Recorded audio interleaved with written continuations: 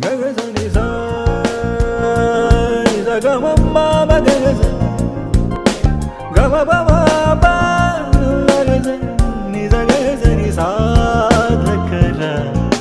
ಹೆಜ್ಜೆ ಸಾಧಕರ ಹೆಜ್ಜೆ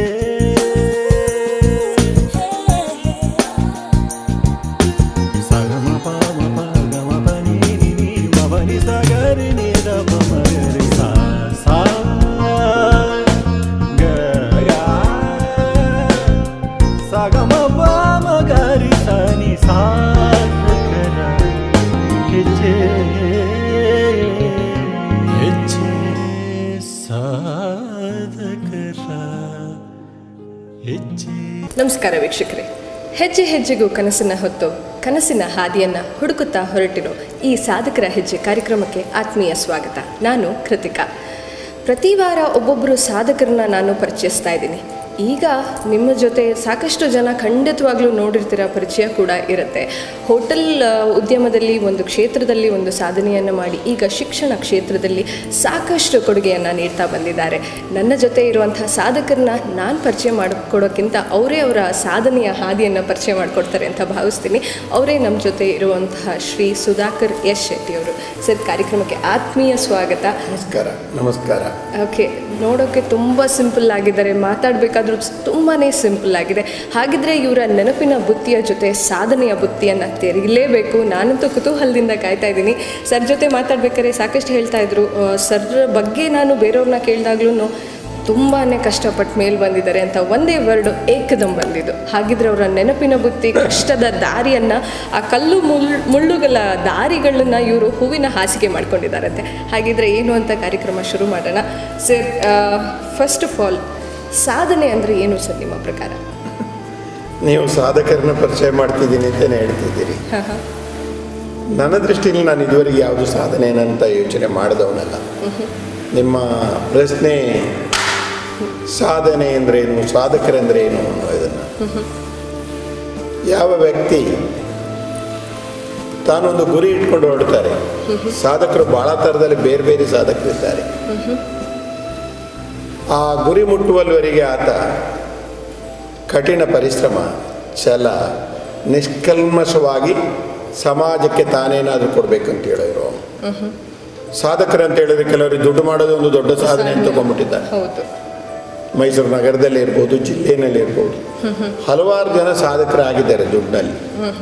ಅವರನ್ನು ಯಾರು ಅಂತ ಸಮಾಜಕ್ಕೆ ಗೊತ್ತಿರಲ್ಲ. ಏನೂ ಮಾಡದೇ ಇದ್ದವರು ಅವರು ಸಾಧಕರಾಗಿದ್ದಾರೆ. ಏನು ಹಣನೇ ಮಾಡದೆ ಸಮಾಜಕ್ಕೆ ತಾನೇನಾದರೂ ಕೊಡ್ತೀನಿ, ತಾನು ಏನಾದರೂ ದಿನ ಸಮಾಜದ ಬಗ್ಗೆ ಚಿಂತನೆ ಮಾಡ್ತಾನೆ, ಅದು ಇನ್ನೊಂದು ಥರದ ಸಾಧಕರು.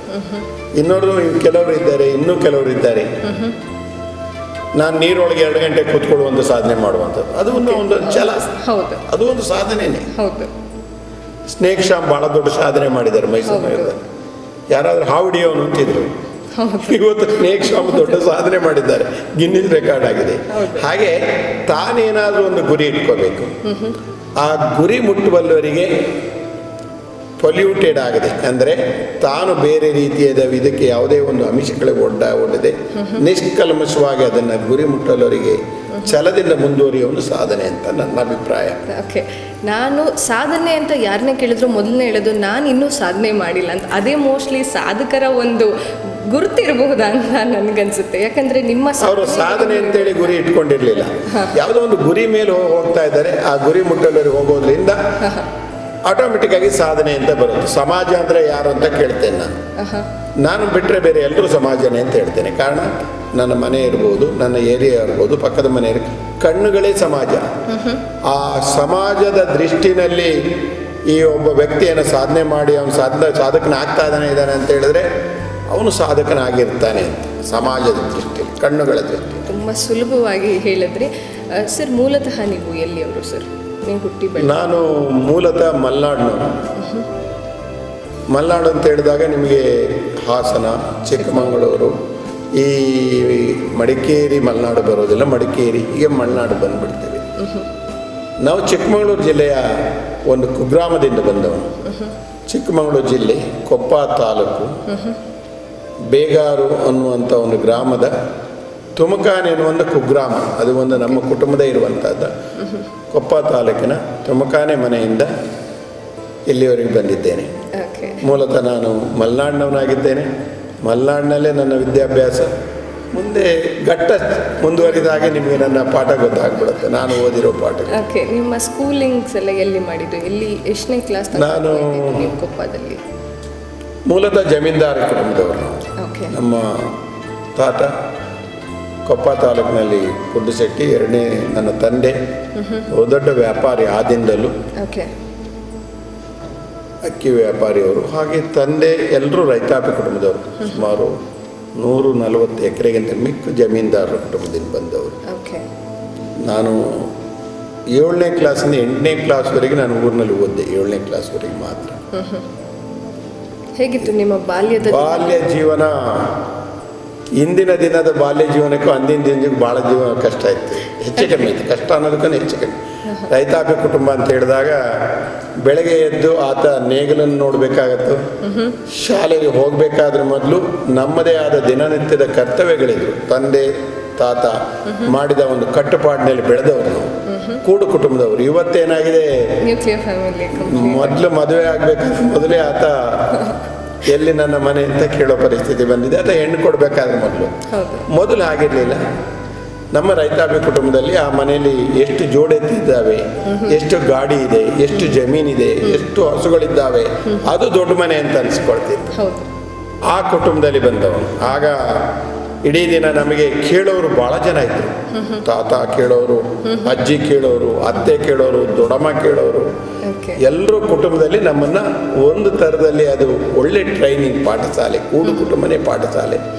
ಆ ಕುಟುಂಬದಲ್ಲಿ ನಾನು ಶಾಲೆಗೆ ಮೊದಲು LKG ಅನ್ನೋದು ಅಕ್ಷರಾಭ್ಯಾಸ. ಅದಾದಮೇಲೆ 1, 2, 3, 4, ಆಮೇಲೆ ಹೈಸ್ಕೂಲು, ಮಿಡ್ಲ್ ಸ್ಕೂಲು. ಸುಮಾರು 4 ಕಿಲೋಮೀಟರ್ ದೂರದ ಹಾದಿ. ದಿನ ನಾನು ಪ್ರೈಮರಿ ಹೋಗಬೇಕಾದ್ರೇ 2 ಕಿಲೋಮೀಟರ್ ರಸ್ತೆ ನಡ್ಕೊಂಡು ಹೋಗಬೇಕಿತ್ತು. ಅಲ್ಲಿಂದ ಮಿಡ್ಲ್ ಸ್ಕೂಲಿಗೆ ಹೋಗಬೇಕಾದ್ರೆ 5.5 ಕಿಲೋಮೀಟರ್ ಮೇಲೆ ಹೋಗಬೇಕಾಗ್ತಿತ್ತು. ಅದು ಆ ಜೀವನ ನಮ್ಮನ್ನು ಭಾಳ ಚೆನ್ನಾಗಿ ಕಟ್ತಿತ್ತು. ಕಾರಣ ನಮ್ಮ ದೇಹಕ್ಕೂ ಆಗಿನ ನಡಿಗೆ ನಮ್ಮ ದೇಹನನ್ನು ಸಬಲವಾಗಿ ಮಾಡ್ತಿತ್ತು. ಮಕ್ಕಳನ್ನು ಇವತ್ತಿನ ದಿನ ಆಟೋನ ಮನೆ ಬಾಗಿಲಿ ತಂದು ತಾಯಿ ಎತ್ಕೊಂಡು ಕೂರಿಸ್ಕೊಡುವ ದಿನ ಇರಲಿಲ್ಲ. ಇರ್ಲಿಕ್ಕೆ ಸಾಧ್ಯ. ನನ್ನ ತಂದೆಗೆ 6 ಜನ ಮಕ್ಕಳು, ದೊಡ್ಡಪ್ಪನಿಗೆ 10 ಜನ ಮಕ್ಕಳು, ಅತ್ತೆಗೆ 8 ಜನ ಮಕ್ಕಳು, ಮಿನಿ ಸ್ಕೂಲ್ ಇರ್ತಾ ಇತ್ತು. ಒಂದು ಮಿನಿ ಸ್ಕೂಲ್ ಎಲ್ಲ. ಆಗ ಏನಾದ್ರು ಒಬ್ರೊಬ್ಬರು ಇಷ್ಟು ಕೇರಾಗಿ ನೋಡ್ಕೊಳಗಿರ್ಲಿಲ್ಲ. ಆದ್ರಿಂದ ನಮ್ಮ ಬಾಲ್ಯ ನಮ್ಮನ್ನು ಗಟ್ಟಿಮುಟ್ಟು ಮಾಡಿದೆ. ಸೊ ಮನೆಯ ಮೊದಲ ಪಾಠಶಾಲೆ ನನ್ನ ಕುಟುಂಬನೇ ಮೊದಲನೇ ಪಾಠಶಾಲೆ ಅಂತ ಹೇಳ್ತೇನೆ. ನನ್ನ ಹಿರಿಯರು ನಮ್ಮನ್ನು ತಿದ್ದೋದು, ಅತ್ತೆ ತಲೆ ಮೇಲೆ ಹೊಡೆಯೋದು, ಅಜ್ಜಿ ನಮ್ಮನ್ನ ಕಿವಿ ಹಿಂಡೋದು, ಇದೆಲ್ಲ ದೊಡ್ಡ ಪಾಠಶಾಲೆ ಅಂತ. ನೀವು ಹೇಗಿದ್ರಿ? ಅಷ್ಟು ಜನ ಮಕ್ಕಳಲ್ಲಿ ತುಂಬಾ ತುಂಟತನ ಅಥವಾ ಸೈಲೆಂಟು ಅಥವಾ ಎಲ್ಲ ನಾಮಿನಲ್ ಆ ಥರ ಹೇಗಿದ್ರಿ? ಒಂದು ಥರ ನಾನು ಮೊದಲಿಂದಲೂ ಅಗ್ರೆಸಿವ್ ಅಂತ ಇದ್ದೆ. ನನ್ನ ಕುಟುಂಬ, ನಮ್ಮ ತಾಯಿ ಶಾರದಮ್ಮ, ತಂದೆ ಸಂಜೀವ್ ಶೆಟ್ಟಿ, ಇಬ್ಬರು ಸಾತ್ವಿಕರು. ತಂದೆಯವರು ರಾಮಾಯಣ ಮಹಾಭಾರತನ ಸಂಜೆ ಹೊತ್ತಿಗೆ ಮಕ್ಕಳನ್ನ ಎಲ್ಲ ಇಡೀ ಕುಟುಂಬನ ಕೂರಿಸ್ಕೊಂಡು ಪಾರಾಯಣ ಮಾಡ್ತಿದ್ರು. ಸುಮಾರು 35 ಸಾರಿ ಮಹಾಭಾರತನ ರಾಮಾಯಣನ ಬೇಗಾರಿನ ರಾಮ ದೇವಸ್ಥಾನದಲ್ಲಿ ಪಾರಾಯಣ ಮಾಡ್ತಿದ್ದವರು. ಅದನ್ನೇ ಮನೆಗೆ ಬಂದು ಸಂಜೆ ಅನ್ನ ಹಾಕಬೇಕಾದ್ರೆ, ಊಟ ಹಾಕಬೇಕಾದ್ರೆ ಮೊದಲು ನಾವು ಭಜನೆ ಮಾಡಬೇಕು, ಅವ್ರು ಪಾರಾಯಣ ಕೇಳಬೇಕು. ರಾಮ ಅಂದ್ರೇನು, ದಶರಥ ಅಂದ್ರೇನು, ಕೈಕೆ ಅಂದ್ರೇನು, ಈ ರೀತಿಯ ಎಲ್ಲ ಅಧ್ಯಾಯಗಳನ್ನು ನಮಗೆ ಮನದಟ್ಟು ಮಾಡ್ತಿದ್ರು ತಂದೆಯವರು. ತಾಯಿ ಸಾಧ್ವಿ, ಭಾಳ ಒಂದು ಸಾಧ್ವಿ ಅಂತ ಹೇಳ್ಬೋದು. ದೊಡ್ಡ ಮನೆಯ ಸೊಸೆ, ಅವರಿಗೂ ತಾಯಿ ತಂದೆ ಇಲ್ಲೇ ಇದ್ದವರು. ಹಾಗೆ ಭಾಳ ಮೈಲ್ಡ್. ಆ ಮನೆಯಲ್ಲಿ ನಾನು ಹೇಗೆ ಬೆಳೆದ್ರಿ ಅಂದರೆ, ನನಗೆ ಬೇಕಾಗಿದ್ದನ್ನು ನಾನು ಸಣ್ಣ ವಯಸ್ಸಿನಲ್ಲೇ ಕೇಳುವ ಪರಿಪಾಠ ತಗೊಂಡ್ಬಿಟ್ಟೆ. ಅದಾದಾಗ ನನ್ನ ಕುಟುಂಬದಲ್ಲಿ ಎಲ್ಲರೂ ಹೇಳೋರು, ಇವನು ಸ್ವಲ್ಪ ವಿಶೇಷ ಅನ್ನೋ ಒಂದು ವ್ಯಕ್ತಿತ್ವ ಹೊಂದಿದ್ದಾನೆ ಅಂತೇಳಿ. ಸುಧಾಕರ್ ಏನಾದರೂ ಕೇಳ್ತಾನೆ ಅಂತ ಹೇಳಿದ್ರೆ ಅವನು ಹಠವಾದಿ ಅನ್ನೋದಿರ್ತಿತ್ತು, ಕೋಪಿಷ್ಟ ಅನ್ನೋದಿರ್ತಿತ್ತು. ಕೇಳೋದನ್ನ ಕೇಳಿದಾಗ ಆಕಸ್ಮಿಕ ಎಲ್ಲ ಹೆಸರುಗಳು ಬಂದ್ಬಿಡತ್ತೆ. ಅದೇ ಹಠ, ಅದೇ ಕೋಪ ನನ್ನಿಂದ ನಾನು ದೊಡ್ಡ ಮನೆಯಿಂದ ಬೀದಿಗೆ ಬರಬೇಕಾಯ್ತು. ಸೊ 7ನೇ ಕ್ಲಾಸ್ ತನಕ ನಿಮ್ಮ ಕುಟುಂಬದಲ್ಲಿ ಚೆನ್ನಾಗಿ ಖುಷಿಯಾಗಿ ಇದ್ರಿ. 7ನೇ ಕ್ಲಾಸ್ ನಂತರ ಎಲ್ಲಿ ನಿಮ್ಮ ಹೈಸ್ಕೂಲೆಲ್ಲ? ಎಲ್ಲ ಒಂದು ಕಡೆ ಮನೆಯಲ್ಲಿ ಈ ಹೇಗೆ ಅಂತ ಹೇಳಿದ್ರೆ ಎಲ್ಲದಕ್ಕೂ ಒಂದೊಂದು ದಾರಿ. ಓಕೆ. ಯಾಕೆ ನಾನು ಅಷ್ಟು ಕುಟುಂಬ ಇದ್ದವರು, ನೀವು ಯಾರ ಕಷ್ಟಪಟ್ಟಿದ್ದು ಈ ಜೀವನ ಅಂತ ಹೇಳಿದ್ರು ಅಂತ ಹೇಳಿದ್ರಿ. ಹಾಂ, ಹೌದು. ಎಲ್ಲೋ ಒಮ್ಮೆ ನಮ್ಮ ತಂದೆ ಯಾರಿಗೂ ಯಾವತ್ತೂ ಜೋರು ಮಾಡಿದವರು ಹೊಡೆದವರಲ್ಲ ಅವರು. ಯಾರು ಏನು ಮಾಡದೇ ಇದ್ದವ್ರು ಯಾವತ್ತಾದ್ರೂ ಏನಾದ್ರು ಮಾಡಿದ್ರು ವಿಶೇಷವಾಗಿ ಕಾಣುತ್ತೆ. ಯಾವುದೋ ಒಂದು ಪೂಜೆ ದಿನ ನಮಗೂ ಅವರಿಗೂ ಡಿಫ್ರೆನ್ಸ್ ಒಪಿನಿಯನ್ ಬರುತ್ತೆ. ತಂದೆ 7ನೇ ಕ್ಲಾಸಿನ ಮಗನಿಗೂ ಓಕೆ, ಒಬ್ಬ ಮೆಚ್ಯೂರ್ಡು ಅದು ಪ್ರಾಧ್ಯಾಪಕನಿಗೂ ಡಿಫ್ರೆನ್ಸ್ ಒಪಿನಿಯನ್ ಬರುತ್ತೆ. ಓಕೆ, ಅಪ್ಪ ಇದು ಸರಿಯಲ್ಲ. ಯಾರು ಹೇಳ್ತಾರೆ ಈ ಹುಡುಗನಿಗೆ ಏನಾಗಿದೆ, ನಾನು ಪೂಜೆ ಮಾಡ್ತಿರೋದನ್ನೇ ಸರಿಯಲ್ಲ, ಇಲ್ಲ ನೀನು ಇಲ್ಲ ನಾನು ಬರಲ್ಲ, ಹಾಗಾದಿತ್ತು ಮಾಡ್ತಿದ್ದೆ. ತಂದೆಯವರು ಇಲ್ಲ ಬರಲೇಬೇಕಂತ ಹಠ ಮಾಡ್ತಾರೆ. ಎಲ್ಲರೂ ಬಂದಿದ್ದಾರೆ, ಇದೊಂದು ಹುಡುಗ ಬರಲ್ಲ, ನನಗೆ ಅವಮಾನ. ಬಂದು 2 ಬಿಡ್ತಾರೆ ಪಾಪ. ನನಗೆ ಭಾಳ ನೋವಾಗ್ಬಿಡುತ್ತೆ, ತಂದೆ ಏನು ಈ ಥರ ಮಾಡಬೇಕಲ್ಲ ಅಂತೇಳಿ. ನನಗೆ ನೋವಿಗೆ ಸರಿಯಾಗಿ ಒಬ್ಬ ನನಗೆ ದಾರಿ ದೀಪ ಸಿಗ್ತಾನೆ. ಆ ದಿನದಲ್ಲಿ ನನ್ನ ಕೈನಲ್ಲಿ ಕೆಮಿ ವಾಚ್ ಇರುತ್ತೆ, ಕಿವಿನಲ್ಲಿ ಒಳ್ಳೆ ಬಂಗಾರದ ಓಲೆಗಳಿರ್ತವೆ, ಸೊಂಟದಲ್ಲಿ ಚೈನ್ ಇದೆಲ್ಲ ಇರುತ್ತೆ. ನನಗೊಬ್ಬ ದಾರಿ ದೀಪ ನಾನು ನೋಡ್ತಾ ಇರ್ತಾನೆ. ಪಕ್ಕದ ಮನೆಯಲ್ಲಿ ನಮ್ಮ ಅತ್ತೆ ಮಗ ಒಬ್ಬ ಇರ್ತಾನೆ, ವಾಸು ಅಂತೇಳಿ. ಅವನೇನು ಮಾಡ್ತಾನೆ ಅಂತ ಹೇಳಿದ್ರೆ, ನೀನು ಭಾಳ ಬೇಜಾರು, ಭಾಳ ಹತ್ತು ಬಿಡ್ತೇನೆ, ಅಳ್ತಾ ಇರ್ತೇನೆ. ಅವನು ಇಲ್ಲ ಈ ಕುಟುಂಬದಲ್ಲಿ ಹಾಗೆ ಇವರೆಲ್ಲ ಈಗ ಅವ್ನು ಸ್ವಲ್ಪ ಊರು ಸುತ್ತಿ ಅಲ್ಲಿ ಇಲ್ಲಿ ಇರುತ್ತೆ ಬಂದಿದ್ದ. ಅವನನ್ನು ನಾನೇನು ತಿಳ್ಕೊಂಡಿದ್ದೆ, ಹೊರ ಊರಿನವನು ತಿಳ್ಕೊಂಡಿದ್ದೆ. ನೋಡಪ್ಪ, ನಾನು ನಿನ್ನನ್ನು ಕರ್ಕೊಂಡು ಹೋಗ್ತೀನಿ, ನಿನ್ನ ತಂದೆ ತಾಯಿಗೆಲ್ಲ ಬುದ್ಧಿ ಕಲಿಸ್ತೀನಿ, ನೀನು ಯಾವತ್ತೂ ನೀನು ಹೊಡಿಬಾರ್ದು, 4 ದಿವಸ ನನ್ನ ಜೊತೆ. ಆಯ್ತಾಯ್ತು. ಮನಸ್ಸಿಗೆ ಬೇಜಾರಾಗಿದ್ದಾಗ ಖುಷಿ ಆಯ್ತು. ನಾನು ಅವನು ಒಳ್ಳೆಯವನು ಕಾಣ್ತಾನೆ. ಏನು ಮಾಡಬೇಕಂತ ಕೇಳ್ತಾನೆ. ದುಡ್ಡು ಗಿಡ್ಡು ಸ್ವಲ್ಪ ಇದೆ. ನಾನು ದುಡ್ಡು ಗಿಡ್ಡು ಅಂದರೆ ಏನು ಮಾರೆ, ನಮ್ಗೆ ಅದಕ್ಕೆ ಸಂಬಂಧ. ನಿಮ್ಮ ಅಪ್ಪನ ಜೋಬಲ್ಲಿ ಸ್ವಲ್ಪ ದುಡ್ಡು ಇರುತ್ತೆ. ಸರಿ ಅಂತೇಳಿ ತಂದೆಯವರು ಶರ್ಟ್ ಎತ್ತಿಟ್ಟ ಜೋಬಿಗೆ ಬೆಳಗಿನ ಜಾವ ಎದ್ದು ನೋಡ್ತೇನೆ, ಒಂದು 560 ರೂಪಾಯಿನೋ ದುಡ್ಡಿರುತ್ತೆ. ಆಗಿನ ಕಾಲದ 560 ಹಾಗೆ ಆತ ಅದು ನೋಡಿ ಖುಷಿ ಆಗ್ಬಿಡ್ತಾನೆ. ಬಾಯಲ್ಲಿ ಹೋಗೋಣ ಅಂತೇಳಿ ಮತ್ತೆ ಬೆಳಿಗ್ಗೆ ಶಾಲೆ ಹೋಗ್ತೇವೆ. ನನ್ನನ್ನು ಕರ್ಕೊಂಡು ನನ್ನ ಜೊತೆಯಲ್ಲಮ್ಮ, ನನಗೆ ಇನ್ನೊಬ್ಬ ಸಹಪಾಠಿ ಶೇಖರ್ ಅಂತ ಅತ್ತೆ ಮಗ ಇವತ್ತು ನನ್ನ ಜೊತೆಲೇ ಇದೆ, ನಮ್ಮ ಮ್ಯಾನೇಜರ್ ಆಗಿದ್ದಾರೆ. ಕರ್ಕೊಂಡು ಹೊರಡ್ತಾನೆ. ನಮಗೂ ಖುಷಿ. ಬಸ್ಸಲ್ಲಿ ಕೂರಿಸ್ಕೊಂಡು ಎಲ್ಲ ಹೋಗ್ತಾನೆ. ಅಲ್ಲಿವರೆಗೆ ನಮ್ಗೆ ಗೊತ್ತೇ ಇಲ್ಲ, ಏನು ಪ್ರಪಂಚನೇ ಗೊತ್ತಿಲ್ಲ. ಶಿವಮೊಗ್ಗ ಅನ್ನೋದು ನಮಗೆ ಗೊತ್ತಿರ್ಬೋದು. ಶಿವಮೊಗ್ಗ ನಮ್ಮ ಬಾರ್ಡರ್ ಜಿಲ್ಲೆ, ಆದರೆ ನಗರದಲ್ಲಿ ದೊಡ್ಡ ನಗರ ಅದು. ಚಿಕ್ಕಮಗಳೂರಿಗಿಂತನೂ ಸ್ವಲ್ಪ ಆವಾಗಲಿಂದಲೂ ವ್ಯಾಪಾರಿ ಕ್ಷೇತ್ರ. ಕರ್ಕೊಂಡು ಹೋಗಿ ಖುಷಿಯಾಗಿ 2 ಗಂಟೆ ಟೈಮ್ ಬಸ್ ಜರ್ನಿ ಮಾಡಿ ಒಂದು ಹೋಟ್ಲಿಗೆ ಕರ್ಕೊಂಡು ಹೋಗ್ತಾನೆ. ನಾವು ಹೋಟ್ಲ್ ನೋಡಿದ ನಮ್ಮ ಹಳ್ಳಿನಲ್ಲಿ ಇತ್ತು. ನಮ್ಮ ಹಳ್ಳಿ ಭಾಳ ದೊಡ್ಡ ಹೋಟ್ಲಿಗೆ ಕರ್ಕೊಂಡು ಹೋಗ್ತಾನೆ. ಒಳ್ಳೆ ತಿಂಡಿ ಕೊಡಿಸ್ತಾರೆ, ಕಾಫಿ ಕೊಡಿಸ್ತಾನೆ. ಖುಷಿ ಆಯ್ತು ನನಗೆ. ಮಾತಾಡ್ತಾ ಹೇಳ್ತಾನೆ, ಇದ್ಯಾಕಪ್ಪ ವಾಚ್ ಹಾಕ್ಕೊಂಡಿದ್ದೆ? ಅಜ್ಜನ ವಾಚ್. ಇಲ್ಲಿ ಕೊಡು, ಇಲ್ಲೆಲ್ಲ ಕಳ್ಳರು ವಾಚ್ ಇದ್ರೆ ಕಟ್ ಮಾಡ್ತಾರೆ ಅಂತ. ಆಯ್ತು, ಕೈಲಿ ಕೊಡ್ತೇವೆ. ಕಿವಿಲಿಟ್ಟು ಗೋಲೆ ತೆಗೆದು ಕೊಡ್ತಾನೆ. ಸೊಂಟದಲ್ಲಿ ಏನೋ ಇರಬೇಕಲ್ಲ ಕಾಣ್ತಿತ್ತು, ಅದು ಬೆಳ್ಳಿದಂತ. ಬಾತ್ರೂಮ್ ಹೋಗಿ ಅದನ್ನು ತೆಗೆದು ವಾಪಸ್ ತಂದು ತೊಗೊಳ್ತಾನೆ. ಎಲ್ಲ ನಿನಗೆ ಸಂಜೆ ನಾವು ಬ್ಯಾಂಕ್ ಶೀಲ್ದಲ್ಲಿ ಇಡ, ಇವಾಗಲೂ ಕೆಲವರು ಮಾಡ್ತಾರಲ್ಲ, ಶೀಲ್ದಲ್ಲಿ ಇಟ್ಟು ಬಿಡ್ತೇವೆ. ನನಗೆ ಅವನೇ ದಾರಿದೀಪ ಅಂತ ಹೇಳೋದು. ಯಾಕೆ ಹೇಳ್ತೇನೆ ಅಂತ ಮುಂದೆ ಕೇಳ್ತೇನೆ. ಆತ ಎಲ್ಲದೂ ಆಯಿತು. ದೋಸೆ ತಿಂತೀವಿ, ಒಳ್ಳೆ ಕೈಗೆ ಎಣ್ಣೆ ಹಿಡಿಯುವಂಥ ದೋಸೆ. ಕಾಫಿ ಕುಡಿದೇ ಇದ್ದು ಕಾಫಿ ಇದ್ದೀವಿ ನಾವು, ಹಳ್ಳಿ ಕಾಫಿಯವರು ಒಳ್ಳೆ ಇಲ್ಲಿ ಕಾಫಿ ಕೊಡ್ತಾರೆ. ನಾವಿಬ್ಬರು ಕೂತ್ಕೊಂಡಿರ್ತೀವಿ. 5 ನಿಮಿಷ ಎಲ್ಲ ಅವರು ಇವ್ರನ್ನೆಲ್ಲ ಮಾತಾಡಿಸ್ತಾನೆ. ನಮ್ಗೆ ಯಾರು ಇವರು? ಇವರೆಲ್ಲ ನನಗೆ ಬೇಕಾದವರು ಅಂತ ಹೇಳ್ತಾನೆ. ಸರಿ, ಒಂದು 10 ನಿಮಿಷ ಆಯಿತು. ಅವನು ಬರಲಿಲ್ಲ. ನಾವಿಬ್ಬರು ದೋಸೆ ತಿಂದು ಕೈ ತೊಳಿತೀವಿ. ಇಲ್ಲಿ ಹೋಗ್ತಾರೆ ಅಂತ ಹೊರಡೆ ಬರುವಾಗ ಹೋಟ್ಲು ಮ್ಯಾನೇಜರ್ ಹಿಡ್ಕೊಳ್ತಾನೆ. ಮರಿ ಇಲ್ಲಿ ಹೋಗ್ತೀವಿ. ನಮ್ಮ ಅಣ್ಣ ಅಲ್ಲಿದ್ದಾನೆ. ಯಾರಣ್ಣ? ಅವನು. ನಿಮ್ಮನ್ನು ಆಗಲೇ ಮಾರ್ಬಿಟ್ಟಾಗಿದೆ. ಅಯ್ಯೋ ನಾವು ಏನಪ್ಪ ಇದು, ಏನಪ್ಪ ಮಾರೋದು ಅಂತ. ಇಲ್ಲ, ನಿಮಗೆ 25 ರೂಪಾಯಿ ಅಡ್ವಾನ್ಸ್ ತೊಗೊಂಡ್ಬಿಟ್ಟಿದ್ದಾನೆ ಅವನು, ನೀವು ಕೆಲಸ ಮಾಡಲೇಬೇಕು. ಇಲ್ಲಿ ಗಮನಿಸಲೇಬೇಕು, 20 ರೂಪಾಯಿ ಅಡ್ವಾನ್ಸ್ ತಗೊಂಡಿದ್ದಾರೆ. 25 ರೂಪಾಯಿ ಅಡ್ವಾನ್ಸ್ ತೊಗೊಳ್ತಾರೆ. 25 ರೂಪಾಯಿ ಓಕೆ ಅಡ್ವಾನ್ಸ್ ತೊಗೊಳ್ತಾರೆ. ಇಬ್ಬರಿಗೆ ನಮ್ಮ ಇಬ್ಬರಿಂದ 50 ರೂಪಾಯಿ ಅಡ್ವಾನ್ಸ್ ತೊಗೊಂಡು ಹೋಗ್ಬಿಟ್ಟ. ನಾವು ಕಣ್ಣಲ್ಲಿ ಕಣ್ಣೀರು, ಅಪ್ಪ ಅಮ್ಮ ಯಾರ ಹೆಸರು ಹೇಳಿದ್ರು ಕೇಳಲ್ಲ. ಕರ್ಕೊಂಡು ಹೋಗಿ ತೊಳಿಲಿಕ್ಕೆ ಹಾಕ್ಬಿಟ್ರು. ತೊಳಿತಾ ವೀಕ್ಷಕರೇ, ತೊಳಿಯೋದಂತಂದ್ರೆ ಸಿಟಿ ಅಂದ್ರೆ ಏನು ಅಂತ ಗೊತ್ತಿಲ್ಲ. ಫಸ್ಟ್ ನಾವು ತೊಳಿಯೋದಂದ್ರೆ ಏನು ಅಂತ ಗೊತ್ತಿಲ್ಲ. ದುಡ್ಡು ಅಂದ್ರೇನೆ ನೋಡಿರ್ಲಿಲ್ಲ. ಹಾಗೆ ಆ ಥರದ ಕಥೆ. ಓಕೆ, ಅದಾದ್ಮೇಲೆ ನಿಮ್ಗೆ ಒಂದು ರಿಯಲ್ ಲೈಫ್ ಶುರು. ನನಗೆ ಅನಿಸ್ತು ಆಗ ನಮ್ಮನ್ನ ಸುಮಾರು 15 ದಿನ ನಾವು ಸೂರ್ಯನೂ ನೋಡ್ಲಿಕ್ಕಾಗಿಲ್ಲ, ರಸ್ತೆ ದೀಪ ನೋಡ್ಲಿಕ್ಕಾಗಿಲ್ಲ. ಹೊರಡೋದ್ರೆ ನಾವು ಅಲ್ಲ ಹಾಗೆ ಇತ್ತು, ಮೊದಲಿನ ಕಾಲದಲ್ಲಿ ಹಾಗೆ ಇತ್ತು. ನಮ್ಮನ್ನು ಹೋಟೆಲ್ ಬಾಲಕಾರ್ಮಿಕ, ನಾವು ಕೋಳಿ ಕಾಲು ಎಲ್ಲ ರಾತ್ರಿ ಹೊಟ್ಟಿನ ರೂಮ್ ಅದು, ಅಲ್ಲಿ ಮಲಗಬೇಕು, ಕೈ ಕಾಲೆಲ್ಲ ಕೊಳ್ತು ಹೋಗಿತ್ತು. 15 ದಿನಕ್ಕಾದಾಗ ಅವರಿಗೂ ದುಡ್ಡು ಬಂತು ಅಂತ ಕಾಣುತ್ತೆ. ಮಧ್ಯೆ ರಜಾ ಬಿಡ್ತಾರೆ, ನಾನು ನನ್ನ ಸಹಪಾಠಿ ಶೇಖರ್ ಬರ್ತೀವಿ. ಆಗ ನಮ್ಮ ತಂದೆ ಅಷ್ಟರೊಳಗೆ ಶಿವಮೊಗ್ಗ ಮೇಲೆ ಹುಡುಕ್ಬಿಟ್ಟಿದ್ದಾರೆ, ಎಲ್ಲ ಕಡೆ ಹುಡುಕಿ ಅಲ್ಲಿ ಎಲ್ಲ ಪ್ರಚಾರ ಮಾಡಿಸ್ತಾರೆ. ಆಗ ಅವರು ಅದೇ ಲಾಡ್ಜಿಂಗೂ ಬಂದು ಕೇಳಿರ್ತಾರೆ, ರೆಸ್ಟೋರೆಂಟಲ್ಲಿ ಕೇಳಿ, ಕುಮಾರ ಲಾಡ್ಜ್ ಅಂತ ಇತ್ತು, ಅಲಂಕಾರ ಹೋಟ್ಲು ಅಂತ ಇತ್ತು. ನಾವು ರಸ್ತೆಯಲ್ಲಿ ಹೋಗ್ತೇವೆ, ನಮ್ಮ ಕುಟುಂಬದ ಒಬ್ಬರು ಹಿರಿಯರು ಓಡ್ ಬಂದು ನಮ್ಮನ್ನು ಹಿಂದುಗಡೆಯಿಂದ ಬಂದು ಹಿಡ್ಕೊಂಡ್ಬಿಡ್ತಾರೆ. ನಮಗೆ ಅಯ್ಯೋ ಚೀರ್ತ ಇಲ್ಲಪ್ಪ, ಬರ್ತಾ ಇದೀವಿ ವಾಪಸ್ ಹೋಟ್ಲಿಗೆ, ತಿರ್ಕೊಂಡ್ಬರ್ತೀವಿ, ನಮ್ಮನ್ನು ಅಲ್ಲಿ ಹೋಟ್ಲು ಅವ್ನು ಹಿಡಿದುಕೊಂಡಂತ. ಅವರು ನಿಮ್ಮ ಅಪ್ಪ ಸಂಜೀವ್ ಶೆಟ್ಟಿ ಅಲ್ಲ? ಹೌದು. ನಿಮ್ಮನ್ನೆಲ್ಲ ಊರೆಲ್ಲ ಹುಡುಗಿ ಇಲ್ಲೇನು ಮಾರ, ಹೀಗೆ ನಿನ್ನ ನೋಡಿದ್ದೆ. ಅವ್ರು ನಮ್ಮ ಕುಟುಂಬದವ್ರು ಹಿರಿಯರ, ನಮ್ಮ ಅಜ್ಜಿ ಅಣ್ಣ.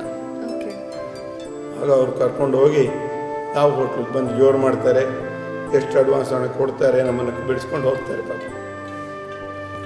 ಆಗ ನನಗೆ ಅನಿಸಿತ್ತು, ಆಕಸ್ಮಿಕ ನನಗೆ ಅವ್ರು ಪರಿಚಯ ಇದ್ರೆ ನಾನೇ ಹೋಗಿ ತಬ್ಬಿಡ್ಕೊಂಡ್ಬಿಡ್ತೆ, ಅವ್ರನ್ನೇ ನಡಿಬೇಕಾಗಿರ್ಲಿಲ್ಲ. ಖಂಡಿತವಾಗ್ಲೂ ಆ ಕಷ್ಟ. ಅಲ್ಲಿಂದ ಮತ್ತೆ ಮನೆಗೆ ಕರ್ಕೊಂಡು ಹೋಗ್ತಾರೆ. 8ನೇ ಕ್ಲಾಸಿಗೆ ಇದು ಮಾಡಿದ್ದು ಹರಿಹರಪುರ ಅನ್ನೋ ಶಾಲೆನಲ್ಲಿ. ಆಗ ಎಲ್ಲ ಊರೆಲ್ಲ ಹೇಳಲಿಕ್ಕೆ ಶುರುವಾಯ್ತು, ಕಳ್ಳ ಓಡೋದು ಮನೆ ಮಠ. ಅಜ್ಜಿ ಫಸ್ಟ್ ಹೋದ ಕೂಡಲೇ ಲೋಟ ತೊಳೆದಿದ್ದಾನೆ, ಒಂದು ಬಕೆಟ್ ಕಂಪ್ಲೀಟ್ ಗಂಜಲನಂತ ಮಾಡಿ ತಲೆ ಸುರಿತಾರೆ, ಶುದ್ಧ ಮಾಡ್ತಾರೆ.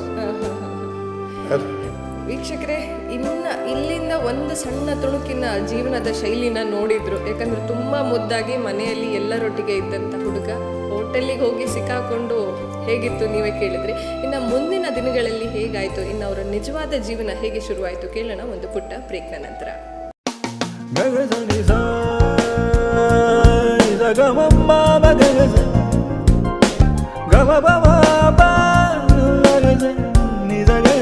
ಸಾಧಕರ ಹೆಜ್ಜೆ, ಸಾಧಕರ ಹೆಜ್ಜೆ,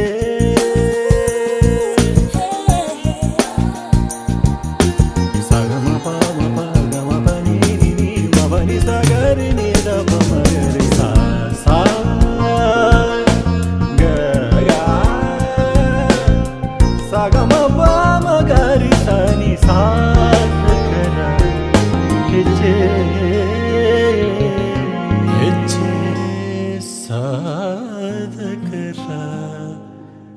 ಹೆಜ್ಜೆ, ಸಾಧಕರ ಹೆಜ್ಜೆ ಕಾರ್ಯಕ್ರಮಕ್ಕೆ ಮತ್ತೊಮ್ಮೆ ಸ್ವಾಗತ ವೀಕ್ಷಕರೇ. ಸರ್, ನೀವು ಹೇಳ್ತಾ ಇದ್ರಿ ತಪ್ಪಿಸ್ಕೊಂಡು ಅಂತೂ ಇಂತೂ ಮನೆಗೆ ಬಂದ್ರಿ. 8ನೇ ಕ್ಲಾಸಿಗೆ ಮತ್ತೆ ಸ್ಕೂಲಿಗೆ ಶುರುವಾಯ್ತು. ಮನೆಯಲ್ಲಿ ವಾತಾವರಣ ಹೇಗಿತ್ತು? ನೀವು ಹೇಳ್ತಾ ಇದ್ರಿ ಊರಲ್ಲೆಲ್ಲ ಹೇಳ್ತಾ ಇದ್ರು ಹೀಗೆ ಅಂತ. ಆದ್ರೆ ಮನೆಯಲ್ಲಿ ಅಮ್ಮ ಅವರೆಲ್ಲ ಅವಾಗ ಏನಾದ್ರು ಹೇಳಿದ್ರ ನಿಮ್ಗೆ, ಈ ತರ ಎಲ್ಲ ಮಾಡಿದ್ದು ತಪ್ಪಾಯ್ತು, ನೀನ್ ಹೀಗಿರ್ಬೇಕಿತ್ತು ಅಂತ ಏನಾದ್ರು? ನಾನು ಬಂದ ಕೂಡಲೇ ನನ್ನ ಅಮ್ಮ ನನ್ನ ಅಂದಾಜಿ ಅದೇ ಫಸ್ಟ್ ಟೈಮ್ ಅಷ್ಟು ಮುದ್ದು ಮಾಡಿರುವಂಥದ್ದು ನೋಡಿರೋದು. ಪಾಪ ಮನೆ ಸೊಸೆ ಯಾವಾಗಲೂ ಕೆಲಸದ ಮೇಲೆ ಇದ್ದವರು, ಅವರು ಆ ದಿನ ಭಾಳ ಹತ್ತು ಬಿಡ್ತಾರೆ. ಅದೇ ಥರ ಬೇರೆ ಎಲ್ಲರೂ ಒಂದು ಥರದಲ್ಲಿ ನಮ್ಮನ್ನು ದೃಷ್ಟಿನೇ ಚೇಂಜ್ ಆಗಿಬಿಟ್ಟಿತ್ತು. ಹುಡುಗರು ತಪ್ಪು ಮಾಡಿದವರು ಕಳ್ಳರು ಅನ್ನೋ ಭಾವನೆ ಬಂದಿತ್ತು. ಕೆಲಸಗಾರರು ದೊಡ್ಡ ಕುಟುಂಬ, ದೊಡ್ಡ ಕೆಲಸಗಾರ ಸಮೂಹ. ಯಾಕಯ್ಯ ಓಡೋಗಿದ್ರಿ, ಏನಾಯ್ತು, ಯಾಕೆ ಓಡೋದ್ರಿ, ಲೋಟ ತೊಳಿತಿದ್ರಂತೆ. ಇಲ್ಲಿ ಲೋಟ ತೊಳಿಯೋದೇ ಒಂದು ದೊಡ್ಡ ವಿಷಯ ಅನ್ನೋ ಥರದಲ್ಲಿ ದೊಡ್ಡ ಇದಿತ್ತು. ಇಲ್ಲ ಹಾಗೆ ಅಂತ ಎಲ್ಲೋದ್ರೆ ಮನೆಯವರು ಓಡೋಗಿದ್ರು, ಏನಾಯ್ತು, ಎಲ್ಲೋ ಓಡೋಗಿದ್ರು, ಊರಿನ ಯಾರ್ದೋ ಒಂದು ದೊಡ್ಡ ಮನೆ ಹುಡುಗ ಓಡೋಗಿ ಲೋಟ ತೊಳೆಯಲ್ಲ ಹೆಸರು ಆಗಿತ್ತು. ಮತ್ತೆ ಮನಸ್ಸಿಗೆ ಯಾಕೋ ಸರಿ ಆಗಿಲ್ಲ. ಯಾರೋ ದಿನ ಚಿತ್ರಹಿಂಸೆಗಳು ಜಾಸ್ತಿ ಆಯ್ತು. ಅದಕ್ಕೆ ನಾನು ಯಾರಿಗಾರು ತಂದೆ ತಾಯಿಗೆ ಹೇಳ್ತೇನೆ, ನನ್ನ ಮಗ ಕೋಪಿಷ್ಟ, ನನ್ನ ಮಗ ಹಠವಾದಿ ಅಂತ ಹೇಳ್ಬೇಡಿ, ಅವನು ಹಠವಾದಿಯಾಗಿ ಬೆಳೀತಾನೆ.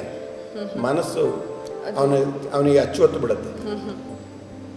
ಆಗ ನನಗೆ ಅನಿಸ್ತು, ಇದು ಸರಿಯಲ್ಲ, ಹೇಗೂ ನಾವು ಹೊರಡೆ ಹೋಗ್ಬಿಟ್ಟಿದ್ದೇವೆ, ನಮಗೆ ಇಲ್ಲಿ ಇರಲಿಕ್ಕೆ ವಾತಾವರಣ ಸರಿಯಾಗಿಲ್ಲ ಅಂತ ಅನಿಸ್ಬಿಡ್ತು. ತಂದೆಯವರಿಗೆ ಮನೆಯಲ್ಲಿ ಸೀಮೆ ಎಣ್ಣೆಗೆ ಒಂದು ಟಿನ್ನಿಗೆ ಸೀಮೆ ಎಣ್ಣೆ ಬೇಕು ಅಂತಾರೆ, 14 ರೂಪಾಯಿ ಒಂದು ಟಿನ್ ಆಗ. ಅಲ್ಲಿ ಬಿದ್ರಗೋಡಿ ನೀವು ಹೋಗುವಾಗ ನಿಮ್ಮ ಸ್ಕೂಲ್ ಪಕ್ಕದ ಅಂಗಡಿಯವನಿಗೆ 14 ರೂಪಾಯಿ ಕೊಟ್ಬಿಡೋ ಅಂತ ದುಡ್ಡು ಕೊಡ್ತಾರೆ. ನಾನು ಶೇಖರ್ ಮಾತಾಡ್ತೇವೆ, ಊರು ಬೇಡ ಕಣೋ, ಅದೇ ಲಾಡ್ಜಿಂಗ್ನಲ್ಲಿ ಪಕ್ಕದವ್ರು ನನ್ನನ್ನು ಕರಿತಾ ಇದ್ರು, ರೂಮ್ ಬಾಯ್ ಬಾ ಅಂತೇಳಿ. 15 ದಿವಸ ಕೆಲಸ ಅನುಭವ ಇದೆ, ಹೋಗ್ಬಿಡೋಣ ನಡಿ. ಸೀದಾ ಎದ್ದು ಯಾವುದೇ ಬಟ್ಟೆ ಬರೆಯಲ್ಲೇನೋ ವಾಪಸ್ ಹೋಗ್ಬಿಡ್ತೀವಿ, ಅವತ್ತು ಬಿಟ್ಬಿಡ್ತೀವಿ. ಓಕೆ, ಇದು ನಿಮಗೆ ಮೊದಲು ಹೋಗಿದ್ದ ಒಂದು ಏನಂತಾರೆ, ಅದು ಒಂದು ಸಪೋರ್ಟ್, ಒಂದು ಬದುಕಬಹುದು ಅಂತ ಅನ್ನಿಸ್ತು. ಅದರಲ್ಲೂ ಈ ಸುತ್ತಮುತ್ತಲ ವಾತಾವರಣ ನಮಗೆ ಯಾಕೋ ಚಿತ್ರ ಹಿಂಸೆ ಅನ್ನಿಸ್ತು. ಆ ಥರ ಇರಲಿಲ್ಲ. ನಮ್ಮನ್ನು ಎಲ್ಲರೂ ಗೌರವಿಸ್ತಿದ್ರು. ಸಂಜಯ್ ಶೆಟ್ಟರ್ ಮಕ್ಕಳು ಬಂದರು, ಹುಡುಗರು ಬಂದರು, ಎಲ್ಲರೂ ಮಾತಾಡಿಸ್ತಿದ್ರು. ಕೆಲಸಗಾರ ರಯ್ಯ ಅಂತೇಳಿ ಮಾತಾಡಿಸ್ತಾ ಇದ್ರು. ಬರ್ತಾ ಎಲ್ಲರೂ ಕೇಳೋ ಕ್ವಶನ್ ದಿನ ಆನ್ಸರ್ ಮಾಡಕ್ಕೆ ಹೋಗಿ ಎದ್ದು ಹೋಗ್ಬಿಡ್ತೀವಿ. ಎದ್ದು ಹೋಗಿ ಅಲ್ಲಿ 2-3 ದಿನ ಆಗುವ ನಮ್ಮ ತಂದೆಯವರು ಬರ್ತಾರೆ. ಅವರು ಏನು ಮಾಡ್ತಾರೆ, ಲಾಡ್ಜಿಂಗ್ ಬರೆದು ಹೋಟ್ಲಿಗೆ ಕೇಳಿ ಹೋಗೋಣ ಹೋಗ್ತಾರೆ. ಹೋಟ್ಲಲ್ಲಿ ಹೋಗಿ ಹುಡುಗರು ಬಂದಿದ್ದಾರೆ ಅಂತ, ಇಲ್ಲ ಬಂದಿಲ್ಲ ಅಂತಾರೆ ಅವರು. ನಾವು ಮಾಡಿ ಮೇಲೆ ಲಾಡ್ಜಲ್ಲಿ ರೂಮ್ನಲ್ಲಿ ಕೆಲಸ ಮಾಡ್ತಾ ಇರ್ತೀವಿ. ಆಗ ನನಗೆ ಒಂದು 2-3 ವಾರ ಆಗಬೇಕಾದ್ರೆ 2 ವಾರ ಆಯಿತು. ಇಡೀ ಶಿವಮೊಗ್ಗ ಎಲ್ಲ ಸೈಕಲಲ್ಲಿ ಪರ್ಯಟನೆ ಮಾಡ್ಲಿಕ್ಕೆ ಶುರು ಮಾಡ್ತೀವಿ, ಬಾಡಿಗೆ ಸೈಕಲ್ ತೊಗೊಂಡು. ಓನರಿಗೆ ಕೇಳ್ತೀವಿ, ಸ್ವಾಮಿ ಏನು ಬೆಂಗಳೂರಿಗೂ ಶಿವಮೊಗ್ಗಕ್ಕೆ ಏನು ಡಿಫ್ರೆನ್ಸ್, ಹೇಗೆ ಡಿಫ್ರೆನ್ಸ್, ಅದು ಹೇಗೆ ಇದೆ, ನಿನಗೆ ಹೇಗೆ ಹೇಳಬೇಕಂತ ಅರ್ಥ ಆಗ್ತಾ ಇಲ್ಲ. ಇಲ್ಲಿ 7 ಥಿಯೇಟ್ರ್ ಇದೆ ಅಂತ ಕೇಳಿದ್ದೇನೆ, ಬೆಂಗಳೂರಿನಲ್ಲಿ ಎಷ್ಟಿದೆ, 60 ಥಿಯೇಟ್ರ್ ಇದೆ ಅಂತ. ಹಾಗಾದ್ರೆ ಬೆಂಗಳೂರಿಗೆ ಹೋಗ್ಬೇಕು ಅಂತ ತೀರ್ಮಾನ ಮಾಡಿದ್ದೀನಿ ನಾನು ಅಂತೇಳಿ. ಹುಚ್ಚ ಹುಡುಗ ಏನೇನೋ ಮಾಡ್ಕೋಬೇಡಪ್ಪ ಅಂತ ಹೇಳ್ತಾರೆ. ಇದು ನೀವು ಡಿಸಿಷನ್ ತಗೋಬೇಕಾದ್ರೆ ನಿಮ್ಮ ಫ್ರೆಂಡ್ ನಿಮ್ಮ ಜೊತೆ ಯಾರು ಶೇಖರ್ ಅಂತ ಬಂದ್ರು? ಇಲ್ಲ, ಅವ್ರು ಇನ್ನೊಂದು ಹೋಟ್ಲಿಗೆ ಹೋಗ್ತಾರೆ, ನಾನೇ ಬೇರೆ ಅದೇ, ಅವರೇ ಬೇರೆ ಅದೇ. ಹೋಗಲ್ಲವರಿ ಒಟ್ಟಿಗಿದ್ದು. ಅದಾದ ಮೇಲೆ ಅವರೊಂದು ಕಡೆ ಸೇರ್ಕೊಳ್ತಾರೆ, ನಾನೊಂದು ಕಡೆ ಸೇರ್ಕೊಳ್ತೇನೆ. ತದನಂತರ ನನ್ನ ನಿರ್ಧಾರಗಳು, ನನಗೆ ಭಾಳ ಹವ್ಯಾಸ ಪುಸ್ತಕಗಳನ್ನ ಓದುವ ಹವ್ಯಾಸ. ಪ್ರಜಾಮತ, ಸುಧಾ, ಪ್ರಜಾವಾಣಿ, ಇದೆಲ್ಲ ನನ್ನ ಫೇವರೇಟ್ ಬುಕ್ಗಳು. ಹಾಗೆ ದಿನಾನೂ ಪರ್ಚೇಸ್ ಮಾಡಿ ಓದುವಂಥದ್ದು. ರೂಮ್ ಬಾಯ್ ಅಂತ ಹೇಳಿದಾಗ 10 ರೂಪಾಯಿ 15 ರೂಪಾಯಿ ಟಿಪ್ಸ್ ಬರ್ತಿತ್ತು. ಪರ್ಚೇಸ್ ಮಾಡಿ ಓದುವಂಥದ್ದು, ಪುಸ್ತಕಗಳನ್ನು ಕಲೆಕ್ಷನ್ ಮೊದಲಿಂದಲೂ ಮಾಡ್ತಾ ಇದ್ದೆ. ಅವರು ಅದನ್ನು ಹೇಳಿದೆ ನಾನು ಒಂದಿನ, ಇಲ್ಲ ನಾನು ಬೆಂಗಳೂರಿಗೆ ಹೊರಟ್ಬಿಡ್ತೇನೆ, ನನ್ನ 17 ದಿನದ ಸಂಬಳ ಕೊಡಿ ನೀವು. ಏನಪ್ಪ ಸಂಬಳ ಕೇಳ್ತಿದ್ದೀಯ? 17 ದಿನ ಮೊದಲೆಲ್ಲ ಆ ಥರ ಕೇಳೋಕ್ಕಾಗಲ್ಲ. ಅಯ್ಯೋ ನಿಮ್ಮಲ್ಲಿ ಕೆಲಸ ಮಾಡಿದ್ದೀನಿ 17 ದಿನ, 17 ದಿನ ಸಂಬಳ ಕೊಡಿ, ಕೆಲಸ ಮಾಡಿದ್ದೀನಿ ಕೇಳ್ತಾ ಇದ್ದೀನಿ. ಅವರಿಗೂ ಸ್ವಲ್ಪ ಶಾಕ್. ಚಿಕ್ಕ ಹುಡುಗ, ಮುದ್ದಾಗಿದ್ದಾನೆ, ನೋಡಲಿಕ್ಕೆ ಆರಾಮಾಗಿದ್ದಾನೆ, ಆದರೆ ಸಿಸ್ಟಮ್ ಆಗಿದ್ದಾನೆ. ಇಲ್ಲ ನಾನು ಮಾಡಿದ್ದು ಕೊಡ್ಬೇಕು ಸರ್ ಅಂತ ಎಕ್ಸ್ಪೆಕ್ಟ್ ಮಾಡಿರಲಿಲ್ಲ. ಅವ್ರು ಯಾರೂ ಎಕ್ಸ್ಪೆಕ್ಟ್ ಮಾಡಿರಲಿಲ್ಲ. ಲೆಕ್ಕ ಮಾಡಿ ದುಡ್ಡು ತೊಗೊಳ್ತೇನೆ, ಬೆಂಗಳೂರು ಬಸ್ ಹತ್ತಿ ಬಿಡ್ತೇನೆ. ಈ ಬೆಂಗಳೂರಿಗೆ ಹೋಗೋ ಕಾನ್ಸೆಪ್ಟ್ ನಿಮ್ಗೆ ಏನಕ್ಕೆ ಬಂದಿತ್ತು? ಅಲ್ಲಿ ಬೆಂಗಳೂರಿನಲ್ಲಿ ಏನಾಗಿತ್ತು ಅಂದರೆ, ನನ್ನ ಸಂಬಂಧಿಕರದೊಂದು ಹೋಟ್ಲ್ ಇತ್ತು ಬೆಂಗಳೂರಿನಲ್ಲಿ. ಅವರು ನಮ್ಮ ತಂದೆ ಹೇಳ್ತಿದ್ರು ಊರಿಗೆ ಬಂದಾಗ, ಈ ಥರ ಎಲ್ಲ ಅಲ್ಲಿ ಇಲ್ಲಿ ಲೋಟ ತೊಳೆಯೋ ಬದಲಿಗೆ. ಅವರ ತಮ್ಮನೇ ನಮ್ಮ ಚಿಕ್ಕಪ್ಪ ಬೆಂಗಳೂರು ಯೂನಿವರ್ಸಿಟಿಯ ಡೈರೆಕ್ಟರ್, ಅವರ ರಿಲೇಟಿವ್ ಒಬ್ಬರು ಅವ್ರು ಇನ್ವೆಸ್ಟ್ ಮಾಡಿರ್ತಾರೆ, ಒಂದು ಬಾರ್ ಅಂಡ್ ರೆಸ್ಟೋರೆಂಟ್ ಇರುತ್ತೆ, ಅಲ್ಲಿ ಹೋಗಿ ಕೆಲಸ ಮಾಡ್ಬೋದಿತ್ತು ಅಂತ ಹೇಳ್ತಾರೆ. ಬೈಯುವಾಗ ಮಧ್ಯದ ವಾತಾವರಣದಲ್ಲಿ ಇತ್ತು. ನಾನು ಅದನ್ನೆಲ್ಲ ರಾಜಾಜ್ನಗರ ಹೆಸರು ಎಲ್ಲ ಕೇಳ್ಕೊಂಡಿದ್ದೆ. ಬೆಳಗ್ಗೆನೆ ಹೋಗ್ಬಿಡ್ತೇನೆ ಅಲ್ಲಿ ಬೆಂಗಳೂರಿಗೆ. ಹೋದಾಗ ಅವರು ನನ್ನನ್ನು ಅಲ್ಲಿರುವಂಥ ಮ್ಯಾನೇಜರ್ ಎಲ್ಲ ಕರೆಕ್ಟಾಗಿ ಮಾತಾಡ್ತಾರೆ, ಪರವಾಗಿಲ್ಲ, ಹೇಗೂ ಅಲ್ಲಿ ಲೋಟ ತೊಳಿತಿದ್ದೆ, ಇಲ್ಲೂ ತೊಳಿಬೋದು ಅಂತ ಅವ್ರ ಭಾವನೆ. ಕೆಲಸಗಾರ ಸಿಗಲ್ಲ. ಆದರೆ ಫಸ್ಟ್ ಟೈಮ್ ನೀವು ಬೆಂಗಳೂರಿಗೆ ಹೋಗಿದ್ರೆ ಮುಂಚೆ ಯಾವಾಗಲಾದ್ರೂ ನೋಡಿದ್ರೆ? ಅವತ್ತು ಆಗಿಲ್ಲ, ಗೊತ್ತೇ. ಮತ್ತೆ ಹೇಗೆ ನೀವು ಹೋಗಿ ಅದೇ ಬಸ್ ಇಳಿತೀವಿ, ಸುಭಾಷ್ ನಗರ ಬಸ್ ಇಳಿತೀವಿ, ಬಹಳ ದೊಡ್ಡ ಬಸ್ಸು. ಯಾರನ್ನ ಕೇಳ್ತೀನಿ, ಕೇಳುವ ಛಲ ಇವತ್ತಿಗಿದೆ ಅವತ್ತಿಗಿದೆ. ಮತ್ತು ಒಂದು ಸತ್ಯ, ಯಾರು ಕಾನ್ಫಿಡೆನ್ಸು ಧೈರ್ಯ ಇರ್ತಾನೋ ಅದೇ ಅವ್ನು ಬಂಡವಾಳ ಆಗಬೇಕು. ನೇರವಾಗಿ ಮಾತಾಡಿದ್ರೆ ಆಯಿತು. ಇವತ್ತು ಕೆಲವು ಹುಡುಗರು ಬಂದು ನೇರ ಮಾತಾಡಿದವರಿಗೆ ಅವ್ರಿಗೆ ಯಾರೂ ತೊಂದರೆ ಮಾಡಲ್ಲ. ಭಯ ಪಟ್ಕೊಂಡು ಅಥವಾ ನನಗೇನಾಗುತ್ತೆ ಇನ್ಫ್ಯಾರಿಟಿ ಕಾಂಪ್ಲೆಕ್ಸ್ ಇರೋನಿಗೆ ಮಾತ್ರ ತೊಂದರೆ. ನೀವು ಹೆಣ್ಮಕ್ಳೇ ಇರ್ಬೋದು. ಪ್ರಪಂಚ ಎಲ್ಲ ತಿರುಗಿದ್ದೇನೆ ನಾನು. ಪ್ರಪಂಚದ ಒಂದು 27 ದೇಶ ತಿರುಗಿದ್ದೇನೆ. ಎಲ್ಲ ಕಡೆಯಲ್ಲೂ ಹೆಣ್ಮಕ್ಳು ತೊಂದರೆ ಸಿಗಾಕೊಳ್ತಾರೆ ಅನ್ನೋದಿಲ್ಲ. ಅವರಿಗೆ ಅವರ ಧೈರ್ಯ ಮತ್ತು ಅವರ ಲಿಮಿಟೇಷನ್, ಅವರು ಎಲ್ಲರೂ ಜನಗಳ ಜೊತೆ ಯಾಕೆ ಬೆರೀತಾರೆ ಅನ್ನೋದ್ರ ಮೇಲೆ. ಹಾಗೆ ನನ್ನನ್ನು ಏನೂ ಆಗಿಲ್ಲ, ನಾನು ಹೋಗ್ತೇನೆ. ಅವರು ಅಲ್ಲಿನೂ ನನಗೆ ಮತ್ತೆ ಹಿಂಸೆ ಆಯಿತು. 2-3 ದಿನ ನೋಡ್ತೇನೆ, ಓಡೋದವನು, ಯಾಕೆ ಓಡೋಗಿದ್ಯಾ, ಮನೇಲಿದ್ದವನು, ಇವನು ನಮ್ಮ ಶಿವಪ್ ಶೆಟ್ಟರ್ ಅಣ್ಣನ ಮಗ. ಓಕೆ. ಒಂದೊಂದ್ಸರಿ ಓಡೋಗಿದ್ದ, ಮತ್ತೆ ಈಗ ಬಂದಿದ್ದಾನೆ, ಎಷ್ಟೇ ಆದ್ರೂ. ಓದೋದು ಬಿಟ್ಟು ಬಂದಿದ್ದಾನೆ. Shivappa Shettar is the one of the director of the Bangalore University. Okay. Later he was the vice chancellor Shivamogga Kuvempu University. Okay okay. ಹಾಗೆ ಅಲ್ಲೂ ಒಂದು ಥರ ಸರಿ ವಾತಾವರಣ ಸರಿ ಕಂಡಿಲ್ಲ. ಒಂದು ವಾರ ಆಗಬೇಕಾದ್ರೆ ಅಷ್ಟರೊಳಗೆ ತಂದೆಯವ್ರಿಗೆ ಗೊತ್ತಾಗ್ಬಿಡುತ್ತೆ. ಅವ್ರು ಹೇಳ್ತಾರೆ, ಏನು ಕೇಳಿ ಅವನಿಗೆ ಅಂತ. ಇಲ್ಲ, ಅವನು ವಾಪಸ್ ಬರಲ್ಲ ಅಂತ ಹೇಳ್ತಾರೆ. ವಾಪಸ್ ಬರಲ್ಲ ಅಂತ ಬರ್ತಾನೆ, ಮನೆಗೆ ಬರ್ತಾನೆ ಅಂತ ಯಾಕೆ. ತಂದೆ ಬರ್ತಾರೆ ಅಂತ ಆಯ್ತು, ನೆಕ್ಸ್ಟ್ ವಾರ ಬಂದ್ಬಿಡ್ತಾರೆ, ತಂದೆಯವ್ರು ಬರ್ತಾರೆ ಅಂತ ಆಯ್ತು. ಅವರಿಗೂ ಹೇಳ್ತೇನೆ, ನೋಡ್ರಿ ನಾನು ಹೊರಡ್ತಾ ಇದ್ದೇನೆ, ಬೇರೆ ಕಡೆ ಹೋಗ್ತೇನೆ. ಅಭ್ಯಾಸ ಆಗ್ಬಿಡ್ತು, ಕೆಲಸ ಮಾಡ್ಲಿಕ್ಕೆ ಅಭ್ಯಾಸ ಆಗ್ಬಿಡ್ತು. ಅಲ್ಲಿ ಮತ್ತೆ ಅದೇ ಸಮಸ್ಯೆ. 13 ದಿನದ ಸಂಬಳ ಕೇಳ್ತೇನೆ, ಕೊಡಲ್ಲ ಅಂತ ಹೇಳ್ತಾರೆ, ಕೊಡಲೇಬೇಕು ಅಂತ ಹೇಳಿ ಸಂಬಳ ತಗೊಳ್ತೀನಿ. ನಾನು ಮಾಡಿದ ದುಡ್ಡು ಕೊಡಿ, ನನ್ನ ತಂದೆಯವ್ರು ಮಾಡಿದ ದುಡ್ಡಲ್ಲ, ನಾನು ಹೋಗ್ತಾ ಇದ್ದೇನೆ. ತಂದೆಯವ್ರು ಅದಕ್ಕೆ ನಿಮಗೆ ಸಂಬಂಧ ಇಲ್ಲ, ತಗೊಂಡ್ಬಿಡ್ತೇನೆ. ಚಿಕ್ಕಪ್ಪ ಬರುವಷ್ಟೊತ್ತು ಕಾಯಲ್ಲ, ಹೋಗ್ಬಿಡ್ತೇನೆ. ಹೋಗಿ ಹೋಟೆಲ್ ಕಾರ್ಮಿಕ, ಒಂದು ಹೋಟೆಲಲ್ಲಿ ಮತ್ತೆ ಲಾಡ್ಜಿಂಗ್ನಲ್ಲಿ ರೂಮ್ ಬಾಯಕ್ಕೆ ಸೇರ್ತೇನೆ.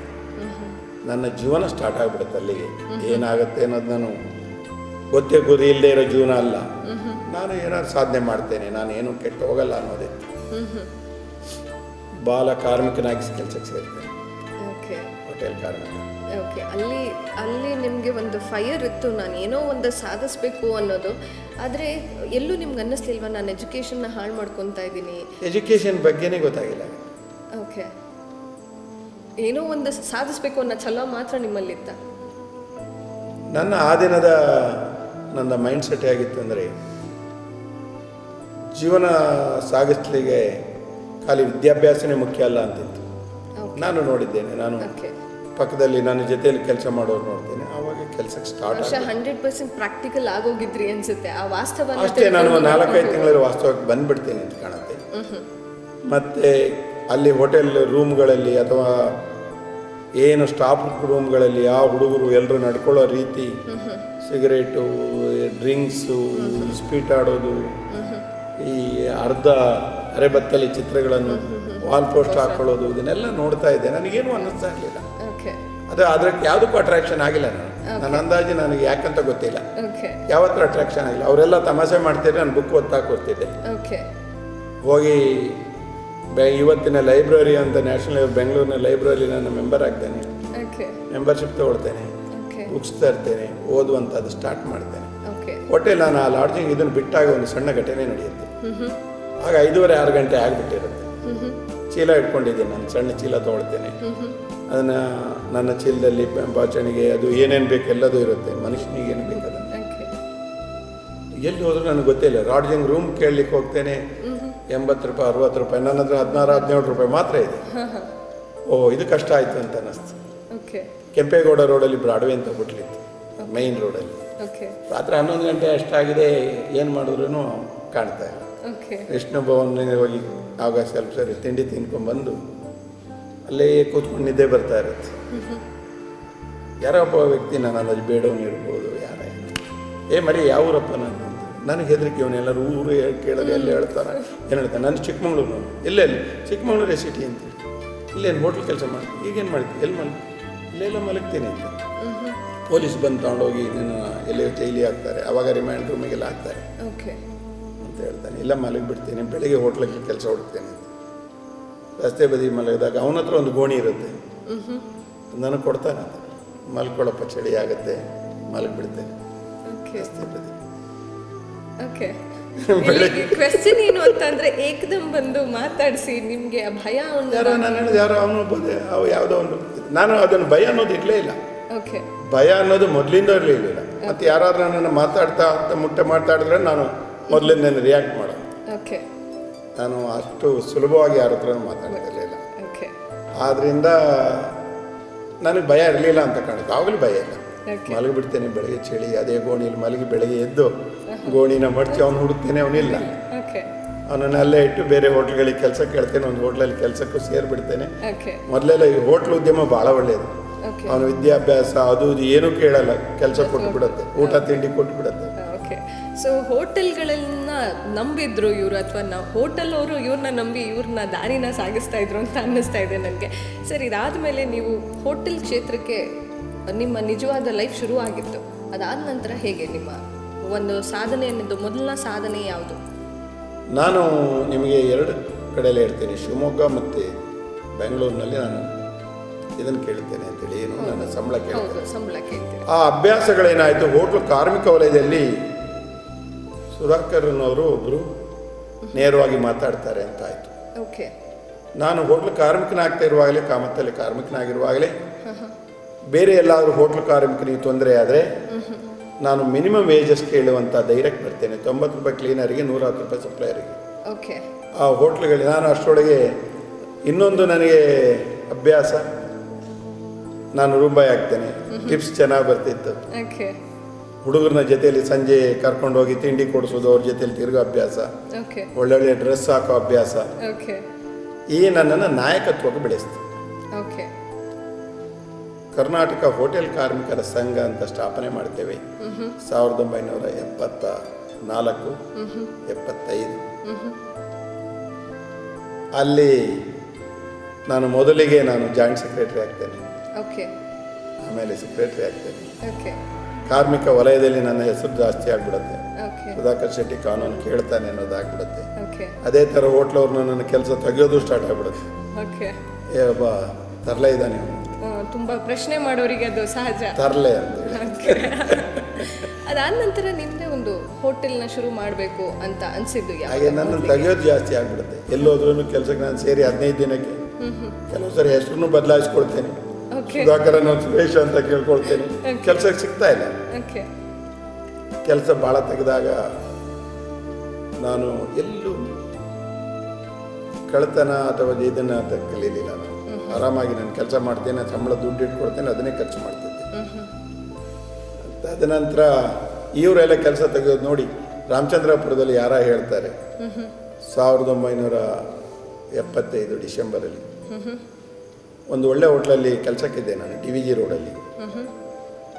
ಆಗ ಓನರ್ನ ನೋಡ್ಲಿಕ್ಕೆ ಬಂದವ್ರು ಹೇಳ್ತಾರೆ, ಅವನು ಸುಧಾಕರ್ ಅಂತಪ್ಪ ತರಲೆ, ಲೀಡ್ರ್ ಇವನು, ಎಲ್ಲ ಕಡೆಯಲ್ಲಿ ಹುಡುಗರು ಇದ್ದಾರೆ ಅವನ ಹತ್ರ ಅಂತ. ಇಲ್ಲದೇ ಇದ್ರು ಕೇವಲ 18 ವರ್ಷದ ಇದರಲ್ಲಿ ನನ್ನ ಹತ್ರ ಸಾವಿರಾರು ಜನ ನನ್ನ ಫಾಲೋವರ್ಸ್ ಇದ್ರು. ಅದೇ ಮೊದಲನೇ ಸಾಧನೆ ಅಂತ ಹೇಳಿ. ಅದೇ ಸಾಧನೆ ಇರ್ಬೋದು. ಶ್ರೀಪತಿ ರಾವ್ ಅಂತ ನಮ್ಮ ಅಧ್ಯಕ್ಷರು ನನ್ನನ್ನು ಭಾಳ ಪ್ರೀತಿ ಮಾಡ್ತಿದ್ರು. ನ್ಯಾಷನಲ್ ಲೀಡರ್ ಆದವನು ಶ್ರೀಪತಿ. ನಾನು ಹೋಗ್ತೀನಿ ಅಂದರೆ ಜನ ಬಂದೇ ಬರೋರು. ಯಾವ ಹೋಟ್ಲ ಹತ್ರ ಹೋಗ್ತೀನಿ ಅಂದರೆ ಹುಡುಗರು, ಅಕ್ಕಪಕ್ಕದ ಹುಡುಗರಲ್ಲಿ ನೊಂದವರು ಬರ್ತಿದ್ರು. ಆ ಹೋಟ್ಲಲ್ಲಿದ್ದ ಯಾರೋ ಓನರ್ ಬಂದು ಹೇಳ್ತಾರೆ, ಅವನು ಸುಧಾಕರ್ ಅವನು ತರಲೆ ಮಾಡ್ತಾನೆ ಅಂತ. ಅವ್ರು ಕರೆದೇನೋ ಕೆಟ್ಟದಾಗಿ ಬೈತಾರೆ. ಬಂದವರು ಯಜಮಾನರು. ನಾನು ಹೇಳಿದೆ, ನಿಮ್ಗೆ ಎಷ್ಟು ಬೇಕು ಅಷ್ಟು ಹೇಳಿ, ನಾನು ಹೋಗ್ಬೇಕಂದ್ರೆ ಹೋಗ್ಬಿಡ್ತೇನೆ. ಕೆಟ್ಟದ್ದು ಅದೆಲ್ಲ ಮಾತಾಡಿದ್ರೆ ಕೆಟ್ಟದಾಗ್ಬಿಡುತ್ತೆ. ಹೌದು, ಅವ್ರು ನಾನು ಹೊರಡೆ ಬಂದುಬಿಡ್ತೇನೆ. ಆಗ ನಾನು ನಿರ್ಧಾರ ಮಾಡಿಬಿಡ್ತೇನೆ, ಇನ್ನು ನನಗೆ ಹೋಟ್ಲು ಉದ್ಯಮದಲ್ಲಿ ಎಲ್ಲೂ ಕೆಲಸ ಸಿಗಲ್ಲ. ಬೆಂಗಳೂರಿನಂಥ ನಗರದಲ್ಲಿ ನನ್ನ ಪ್ರಚಾರ ಜಾಸ್ತಿ ಇತ್ತು ಆ ದಿನ.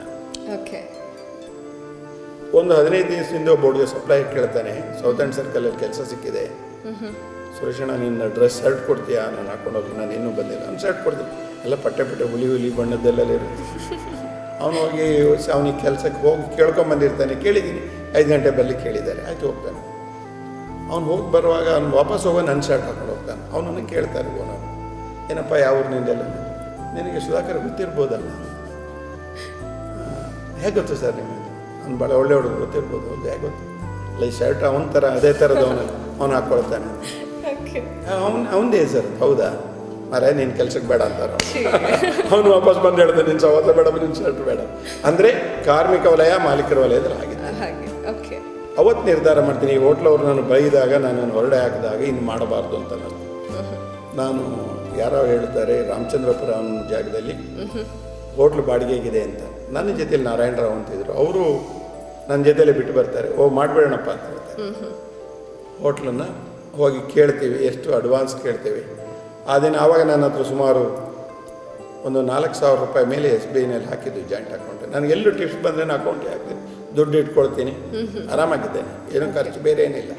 ತಿಂಡಿ ತಿನ್ನೋದು, ಸ್ಟೈಲ್ ಮಾಡೋದು, ಶೂ ತೊಗೊಳ್ಳೋದು, ಬಟ್ಟೆ ತೊಗೊಳ್ಳೋದು ಬಿಟ್ಟರೆ ಬೇರೆ ಯಾವ ಖರ್ಚು ಇರಲಿಲ್ಲ ಅವತ್ತಿಂದ. ಇವತ್ತಿನವರೆಗೂ ನಾನು ಹಾಗೆ ಇರೋನು. ಇವತ್ತು ನಾನು ಟೀ ಟೋಟ್ಲರು, ಸಿಗರೇಟು, ಬೀಡಿ, ಎಣ್ಣೆ, ಅದು ಇದು ಏನಿಲ್ಲ. ಓಕೆ ಅಲ್ಲಿ ಮೊದಲನೇ ಹೋಟ್ಲನ್ನು ಬಾಡಿಗೆಗೆ ತಗೊಳ್ತೇವೆ. ಓಕೆ 1,500 ಅಡ್ವಾನ್ಸ್, 40 ರೂಪಾಯಿ ದಿನಕ್ಕೆ ಬಾಡಿಗೆ. ಅವರೆಲ್ಲ ರೆಡಿ ಮಾಡಿರ್ತಾರೆ, ನಾವು ಮಾಡಬೇಕು ಅಂತ ತಗೊಂಡು. ಯಾಕೆ ಅವ್ನು ಬಾಗಿಲು ಹಾಕಿದ್ದು ಯಾಕೆ ಕೇಳಿದೆ ಅಂತ ಹೇಳಿದ್ರೆ, ಸುಜಾತ ಥಿಯೇಟ್ರ್ ಮುಂದೆ ಇವತ್ತಿಗೂ ಗೊತ್ತಿರ್ಬೋದು, ರಾಮಚಂದ್ರಪುರ ಅಂದರೆ ರೌಡಿಗಳ ಅಟ್ಟ, ಪೋಲಿಗಳ ಅಟ್ಟ. ಅದೇ ನಾವಿಬ್ಬರು ಗಡಿಸಲಿದ್ದು, ಇಬ್ಬರು ಹುಡುಗರು ಚೆನ್ನಾಗಿದ್ದು. ಮಾನ್ಯ ಮಧ್ಯಾಹ್ನ ಯಾರೋ ಬೆಳಗ್ಗೆನೇ ಯಾರೊಬ್ಬ ಬಂದು ಮಚ್ಚಿಟ್ಟು ಹೋಗ್ತಾನೆ. ಯಾಕಪ್ಪ ಮಚ್ಚಿಡ್ತೀಯ ಅಂದರೆ, ಯಾರೋ ನೀನು ಹೊಸಬನ ಒಂದು ತಲೆ ಹೊಡಿತಾನೆ ನಾರಾಯಣಿಗೆ. ನಾನು ಒಳಗೆ, ನಾನು ಇಷ್ಟರೊಳಗೆ ತಿಂಡಿ ಗಿಂಡಿ ಕೆಲಸ ಕಲ್ತಿದ್ದೆ. ನಾನು ಇಷ್ಟರೊಳಗೆ ಹೋಟ್ಲು ವಡೆ ಹಾಕೋದು, ದೋಸೆ ಹಾಕೋದು, ಕೇಸರಿ ಎಲ್ಲ ಐಟಮ್ ಕಲ್ತ್ಬಿಟ್ಟಿದ್ದೀನಿ. ನನಗೆ ಅದೊಂದು ಕ್ಯೂರಿಯಾಸಿಟಿ, ಕಲಿಬೇಕು ಅನ್ನೋದು. ನಾನು ಆ್ಯಕ್ಚುಲಿ ನಾನು ಒಳಗಡೆ ಕಿಚನಲ್ಲಿ ಕೆಲಸ ಮಾಡಿದವನಲ್ಲ. ನಾನು ರೆಸ್ಟ್ ಟೈಮಲ್ಲಿ ತಿಂಡಿ ಭಟ್ರ ಜೊತೆಲೇ ಕೆಲಸ ಮಾಡ್ತಿದ್ದೆ. ತಿಂಡಿ ಭಟ್ರಿಗೆ ಸಿಗರೇಟ್ ಕೊಡಿಸ್ತಾ ಇದ್ದೆ, ಅವ್ರಿಗೆ ಬೇಕಾದ ವಸ್ತುವನ್ನು ಕೊಡ್ತಿದ್ದೆ. ಅವ್ರು ನನ್ನನ್ನು ಕೆಲಸ ಕಲಿಸ್ತಾ ಇದ್ದೆ, ಇನ್ಕ್ಲೂಡಿಂಗ್ ಸ್ವೀಟ್ಸ್ ನಾನು ಮಾಡ್ತಿದ್ದೆ. 3-4 ವರ್ಷದಲ್ಲಿ ಆಲ್ಮೋಸ್ಟ್ ಕಲ್ತ್ಬಿಟ್ಟಿದ್ದೆ. ಅವ್ನು ಬಂದು ಹೇಳ್ತಾನೆ, ಯಾರೋ ಬೈತಾ ಇದ್ದಾನೆ ಅಂತ. ಯಾರಪ್ಪ ಬಂದು ನೋಡ್ತೀನಿ, ಯಾರೋ ನಿಂತಿದ್ದ. ಅವನು ಏನಪ್ಪ ಅಂತ ಚೆಕ್ ಮಚ್ಚಿಟ್ಟಿದ್ದ. ಯಾಕಿಟ್ಟಿದ್ಯಪ್ಪ ಅಂತ ಅವನು ಒಂದು ಹೊಡಿತಾನೆ ಗಲ್ಲಕ್ಕೆ. ಬೆಳಗ್ಗೆ 6:30 ನಾವು ದೇವರು ನೆನೆಯೋದನ್ನು ಹೊಡಿಲಿಕ್ಕೆ ಹೋಗ್ತಾನೆ. ಮಚ್ಚನ್ನು ತೆಗೆದು ರಸ್ತೆ ಬಿಸಾಡ್ಬಿಡ್ತೇನೆ, ಅದರಲ್ಲಿ ಕತ್ತರಿಸ್ಬಿಡ್ತೀನಿ ನಾನು. ಇದೇ ಲಾಸ್ಟ್. ನಾವೆಲ್ಲ ಸ್ವಾಭಿಮಾನಿಗಳು. ಸುಧಾಕರ್ ಶೆಟ್ಟಿ ಕೇಳು ಬೆಂಗಳೂರಿನಲ್ಲಿ. ಅವನು ಯಾರು ಗೊತ್ತಿಲ್ಲ, ನಾನು ಹೇಳಲಿಕ್ಕೆ ಹೇಳಿಬಿಟ್ಟಿದ್ದೇನೆ. ಅಷ್ಟರೊಳಗೆ ಅವ್ನು ಹೋಗ್ಬಿಡ್ತಾನೆ. ನನಗೆ ಸುಧಾಕರ್ ಶೆಟ್ಟಿ ಹೇಳಲಿಕ್ಕೆ ಧೈರ್ಯ ಅಂದರೆ, ಹೋಟ್ಲು ಕಾಲಿಂಕರ್ ಲೀಡರ್ ಅಲ್ವ, ಟೀ ಶರ್ಟ್ನೇ ಗುರ್ತಿಟ್ಕೊಂಡು ಲೀಡರ್ ನಾನು. ಅವನು ಆಮೇಲೆ ಪಕ್ಕದ ಅಂಗಡಿಯವರು ಬಂದು ಹೇಳ್ತಾರೆ, ಬಾಗಿಲ ಮೇಲೆ, ರಾಜು ಅಂತ ಹೊಡಿಯ ಕಣಪ್ಪ ಅಂತ. ನಾನು ಆಗಲಿ ಬಿಡ್ರಿ, ಏನು ಮಾಡ್ತಾನೆ ನೋಡೋಣ ಬಿಡಿ, ಎಣ್ಣೆ ಬಿಸಿ ಇಟ್ಟಿದ್ದೀನಿ ಬರಲಿ ಬಿಡಿ ಅಂತ ಹೇಳ್ತೀನಿ. ಎಣ್ಣೆ ಬಿಸಿ ಇಟ್ಟಿದ್ದೀನಿ ಬರಲಿ ಬಿಡಿ ಅವನು. ಅಷ್ಟರೊಳಗೆ ಅವನಿಗೆ ಪ್ರಚಾರ ಆಗಿಬಿಟ್ಟಿರುತ್ತೆ ಅಂತ ಕಾಣುತ್ತೆ. ಆಮೇಲೆ ಅಂಗಡಿಯವರು ಒಬ್ಬರೊಬ್ಬರೇ ಬಂದು ಹೇಳ್ತಾರೆ, ಏನು ಸುಧಾಕರ್ ಅವರೇ, ನೀವು ಇನ್ನೂ ಚಿಕ್ಕ ಹುಡುಗ, ಇಲ್ಲೆಲ್ಲ ಭಾಳ ಕಷ್ಟದ ಏರಿಯಾ, ಇದನ್ನು ಅದಕ್ಕೋಸ್ಕರ ಈ ಅಂಗಡಿನ ಯಾರೂ ಮಾಡಲಿಲ್ಲ ಇಷ್ಟು ವರ್ಷದಿಂದ ಅಂತ. ನಾನು ಸಾಧಾರಣ 11 ತಿಂಗಳು ಮಾಡ್ತೇನೆ. ಆಮೇಲೆ ಒಂದು ದಿನವೂ ನನಗೆ ಯಾರೂ ತೊಂದರೆ ಕೊಟ್ಟಿಲ್ಲ. ವ್ಯಾಪಾರ ಅನ್ನುವಂಥದ್ದನ್ನು ನಾವು ವ್ಯಾಪಾರ ಕಲ್ತು ಬಿಡ್ತೀವಿ. ಇಬ್ಬರು 11-12 ತಿಂಗಳಾಗುವಾಗ ಇಬ್ಬರಿಗೂ ಮನಸ್ತಾಪ ಬರ್ಲಿಕ್ಕೆ ಶುರುವಾಗುತ್ತೆ. ನಾನು ಚೆನ್ನಾಗಿ ಕೆಲಸ ಮಾಡ್ತೀನಿ, ದುರಾಂಕಾರ ಇಬ್ಬರಿಗೂ. ಅವರು ನಾನೊಂದು ಹೋಟ್ಲು ಮಾಡ್ತೀನಿ ಅಂತ ಹೇಳ್ತೀವಿ. ದುಡ್ಡನ್ನು ದುಡ್ದಿದ್ದು 11 ತಿಂಗಳು ಬಾಡಿಗೆ ಅವ್ರ ಹತ್ರ ಅಡ್ವಾನ್ಸ್ ವಾಪಸ್ 1,500,000 ತೊಗೊಳ್ತೀವಿ. ಅವರೊಂದು ಮಾಡ್ತಾರೆ, ನಾನು ಕಮ್ಗೊಂಡಳ್ಳಿ. ನಾನು ವ್ಯಾಪಾರ ಕ್ಷೇತ್ರಕ್ಕೆ ಬಂದುಬಿಟ್ಟೆ. ವ್ಯಾಪಾರ ಕಲೀಲಿಕ್ಕೆ ಸರಿಯಾಗ್ಬಿಡುತ್ತೆ. ಮತ್ತೊಂದು ನನ್ನ ಧೈರ್ಯ ಬಂತವತ್ತು. ನಾವು ಹೆದರಿಸ್ತಾರೆ ಜನ ಅಂತ. ಹೆದರಿಸ್ತಾರೆ. ಅವನಷ್ಟು ಜೋರಿದ್ದವನು ನಮ್ಮನ್ನು ಆಮೇಲೆ ಬರಲಿಲ್ಲ. ಜನ ನಾವು ಹೆದರಿದ್ರೆ ನಮ್ಮನ್ನು ಹೆದರ್ಸ್ತಾರೆ, ನಾವು ಬಗ್ಗಿಸ್ತಾರೆ. ನಾವು ಮಾತು ಕೇಳೋರು ಅಂತಾದರೆ ಮಾತು ಕೇಳಿಸ್ತಾರೆ. ನನಗೆ ಅವತ್ತಿಂದ ನಿರ್ಧಾರ ಆಗ್ಬಿಡ್ತಿದ್ದೋ ಸರಿಯಲ್ಲ. ಜಾಲಹಳ್ಳಿ ವೆಸ್ಟ್ ಕಮ್ಮಗೊಂಡಹಳ್ಳಿಯಲ್ಲಿ ಒಂದು ಹೋಟ್ಲಿದೆ ಅಂತ ಹೇಳ್ತಾರೆ. 5,000 ಅಡ್ವಾನ್ಸ್ ಅಂತ ಹೇಳ್ತಾರೆ. 5,000 ಅಡ್ವಾನ್ಸ್ ಕೊಡ್ತೇವೆ. ನೀರಿರಲಿಲ್ಲ. ದಿನಾರ ಬೆಳಗ್ಗೆ ರಾತ್ರಿ ನೀರನ್ನು ಟ್ಯಾಂಕಿ ತುಂಬಿಸಿ ಬೆಳಗ್ಗೆ ನಲ್ಲಿಲಿ ಬರೋ ಥರ ನೋಡ್ತಿದ್ದು. ನನ್ನ ತಮ್ಮ ಅಷ್ಟರೊಳಗೆ SLCನಲ್ಲಿ ಇದನ್ನು SLCಯಲ್ಲಿ ಫೇಲ್ ಆಗಿರ್ತಾನೆ ನನ್ನ ತಮ್ಮ. ಆವಾಗ ಅವನು ಹೇಳ್ತೇನೆ, ನಾನು ಅಷ್ಟರೊಳಗೆ ಮನೆಗೆ ಸ್ವಲ್ಪ ಸಂಬಂಧ ಬೆಳೆಯುತ್ತೆ. ತಂದೆಗೂ ಏನೋ, ತಂದೆ ಊರಿನವರೆಲ್ಲ ಅವನೊಬ್ಬ ಛಲವಾದಿ ಅಂತ ಆಗ್ಬಿಡುತ್ತೆ. 76ನೇ ಇಶ್ವರಿಗೆ 75ನೇ ಇಶ್ವರಿಗೆ ಹೋಟ್ಲು ಮಾಡಲು ಊರಿಗೆ ಹೋಗಿಲ್ಲ ನಾನು ಹುಡುಕ್ಲಿಕ್ಕೆ ಅವ್ರಿಗೆ ಸಿಗಲಿಲ್ಲ. ನಾನು ಹೋಗ್ತೇನೆ. ಹೋಗುವಾಗ ಸ್ಟೈಲಲ್ಲಿ ಹೋದಾಗ ಒಳ್ಳೆ ರಾಜ್ಕುಮಾರ್ ಥರ ಡ್ರೆಸ್. ನಾವು ಭಾಳ ಭಕ್ತ ರಾಜ್ಕುಮಾರ್ ಅವರು. ರಾಜ್ಕುಮಾರ್ ಅವರು ಹೈಗ್ರೌಂಡ್ಸ್ ಹೋಟ್ಲಲ್ಲಿ ರೂಮ್ ನಂಬರ್ 18ರಲ್ಲಿ ಇರ್ತಾರೆ, ಫಸ್ಟ್ 70. ನಾನು ಪ್ರತಿದಿನ ಹೋಗೋದು ಅವರದು, ಒಂದು ಆಟೋಗ್ರಾಫ್ ತೊಗೊಳ್ಳೋದು. ಕೇಳ್ತಾರೆ ಅವರು. ಅಲ್ಲಿ ಹಿಂದೆ ನನ್ನ ಲೈಫ್ ಸ್ಟೋರಿನಲ್ಲಿ ಹೇಳಿದ್ದೇನೆ, ಯಾರಪ್ಪ ನೀನು ಇಲ್ಲಿ ಏನು ಮಾಡ್ತಿದ್ದೆ, ನೋಡ್ಲಿಕ್ಕೆ ಭಾಳ ಸ್ಟೈಲ್ ಆಗಿದ್ದೆ, ಒಂದು ಕಿವಿಗೆ ಓಲೆ ಯಾವಾಗಲೂ ಹೋಗ್ತಿದ್ದು. ಹಾಗೆ ಹಿಪ್ಪಿ ಒಂದು ನಿಮ್ಮ ಥರನೇ ಹಿಪ್ಪಿ ಇಷ್ಟೇ ಇತ್ತು. ಅವರು ಏನು ಮಾಡ್ತಿದ್ಯಪ್ಪ ಅಂತ ಕೇಳ್ತಾರೆ. ಅವರೇ ನನಗೊಂದು ಥರದಲ್ಲಿ ಯಾವ ದಿವಸ ನಾನು ಚೇಂಜ್ ಆಗಲಿಕ್ಕೆ ಕಾರಣ ಅಂತ ಅನಿಸುತ್ತೆ. ಹೋಟ್ಲ್ ಕಾರ್ಮಿಕನಾಗಿದ್ದೇನೆ. ಹೋಟ್ಲ್ ಅಲ್ಲಿ ಫಸ್ಟ್ ಹೇಳಲ್ಲ ನಾನು. ಇಲ್ಲ, ನೈಟ್ ಸ್ಕೂಲಿಗೆ ನಾನೊಂದು ಬಾಪೂಜಿ ಟ್ಯುಟೋರಿಯಲ್ ಹೋಗ್ತಿದ್ದೆ. ಇದ್ರ ಮಧ್ಯೆ ನಾನು ನೈಟ್ ಸ್ಕೂಲಿಗೆ ಸೇರ್ತೇನೆ, ಟ್ಯುಟೋರಿಯಲ್ ಸ್ಕೂಲ್ ಸೇರ್ತೇನೆ ನಾನು. ಟ್ಯುಟೋರಿಯಲ್ ಹೌದು. ನೈಟ್ ಸ್ಕೂಲಿಗೆ ಯಾಕೆ ಹೋಗ್ಬೇಕಪ್ಪ, ಡೇನಲ್ಲಿ ಏನಾಗಿದೆ, ಡೇನಲ್ಲಿ ನಮ್ಗೆ ಏನು ಮಾಡ್ತೀಯ ಅಂತ ಹೇಳು ಅಂತಾರೆ. ಹೋಟ್ಲ್ ಕೆಲಸ ಮಾಡ್ತಾ ಇದ್ದೆ, ಹೋಟ್ಲ್ ಕೆಲಸ ಮಾಡ್ತಾ ಇದ್ದೀನಿ ಅಂತ ಹೇಳ್ತೀನಿ. ಆ ಕಾರ್ಮಿಕನಾಗಿರುವ ಭಾಳ ಚೆನ್ನಾಗಿ ಹೇಳ್ತಾರೆ, ಯಾವುದೇ ಒಂದು ಕೆಲಸ ಅದು ನಿನಗೆ ಅವಮಾನ ಅಲ್ಲ. ಇದೇ ಮಾತು, ನೀನು ಏನಾದರೂ ಕಳ್ತನ ಅಥವಾ ವ್ಯಭಿಚಾರ ಅದು ಇದು ಮಾಡಿದ್ರೆ ಅವಮಾನ.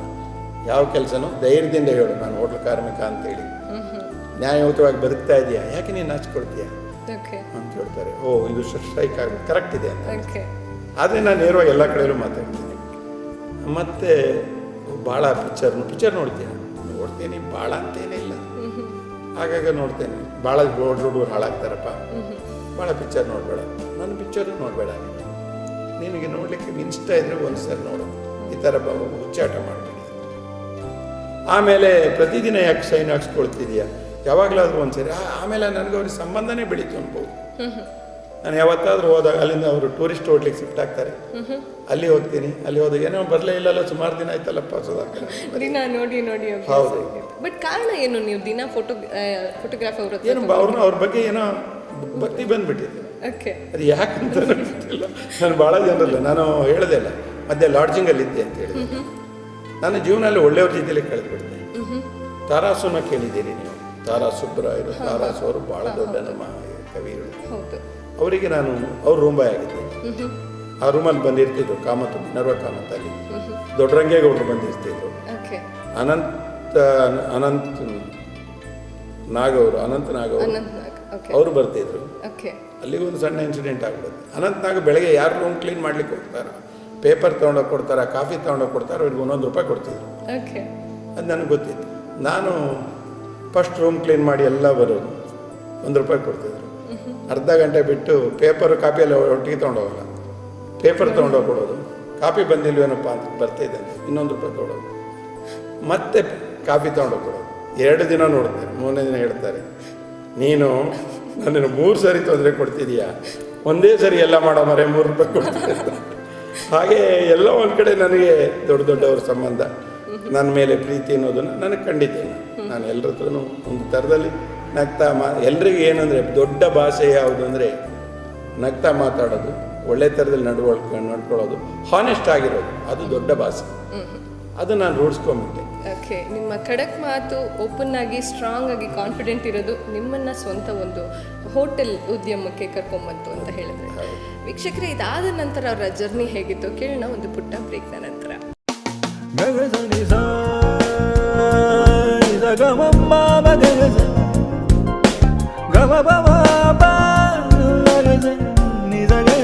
ಸಾಧಕರ ಹೆಜ್ಜೆ, ಸಾಧಕರ ಹೆಜ್ಜೆ,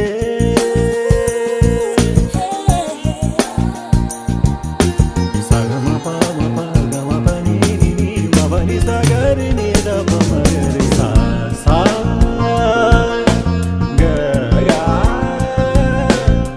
ಸಗಮ ಪಾಮ ಗರಿ ಸನಿ ಸಾಧಕರ ಹೆಜ್ಜೆ,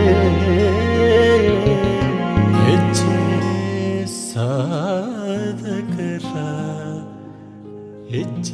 ಸಾಧಕರ ಹೆಜ್ಜೆ ಕಾರ್ಯಕ್ರಮಕ್ಕೆ ಮತ್ತೊಮ್ಮೆ ಸ್ವಾಗತ. ನನಗಂತೂ ಫಿಲಮ್ ಸ್ಟೋರಿ ಕೇಳಿದ ಹಾಗೆ, ಈಗ ಹಳೆ ಕಾಲದಲ್ಲೆಲ್ಲ ರೇಡಿಯೋದಲ್ಲಿ ಸ್ಟೋರಿ ಹೇಳೋರು, ಬಬ್ರು ವಾಹನ ಫಿಲಮ್ ಬರ್ತಾ ಇದ್ರೆ ಅಲ್ಲಿ ಇಮ್ಯಾಜಿನ್ ಮಾಡ್ಕೊತಾ ಇದ್ವಿ, ಈ ಕಡೆಯಿಂದ ಒಂದು ಡೈಲಾಗ್, ಈ ಕಡೆಯಿಂದ ಒಂದು ಡೈಲಾಗ್. ಅದೇ ಥರ ನಿಮ್ಮ ಲೈಫ್ ಹಿಸ್ಟ್ರಿ ನನಗೊಂಥರ ಮೂವಿ ಥರ ಅನ್ನಿಸ್ತಾ ಇದೆ. ಬಟ್ ನಿಜವಾದ ಕಷ್ಟ ನನಗೆ ಪಟ್ಟಿರೋದು ನಿಮ್ಮ ನಗು ಮುಖದಲ್ಲಿ ನಮಗೆ ಅರ್ಥ ಆಗ್ತದೆ. ಸರಿ, ಅಂತೂ ಇಂತೂ ಹೋಟೆಲ್ ಇಂಡಸ್ಟ್ರಿಗೆ ಎಂಟ್ರಿ ಕೊಟ್ಟಾಗೋಗಿದೆ, ನೀವು ಸ್ವಂತ ಮಾಡಬೇಕು ಅಂತ ನಿಮ್ಮ ಫ್ರೆಂಡ್ಸ್ನು ಬಿಟ್ಟು ಬಂದಾಗಿದೆ.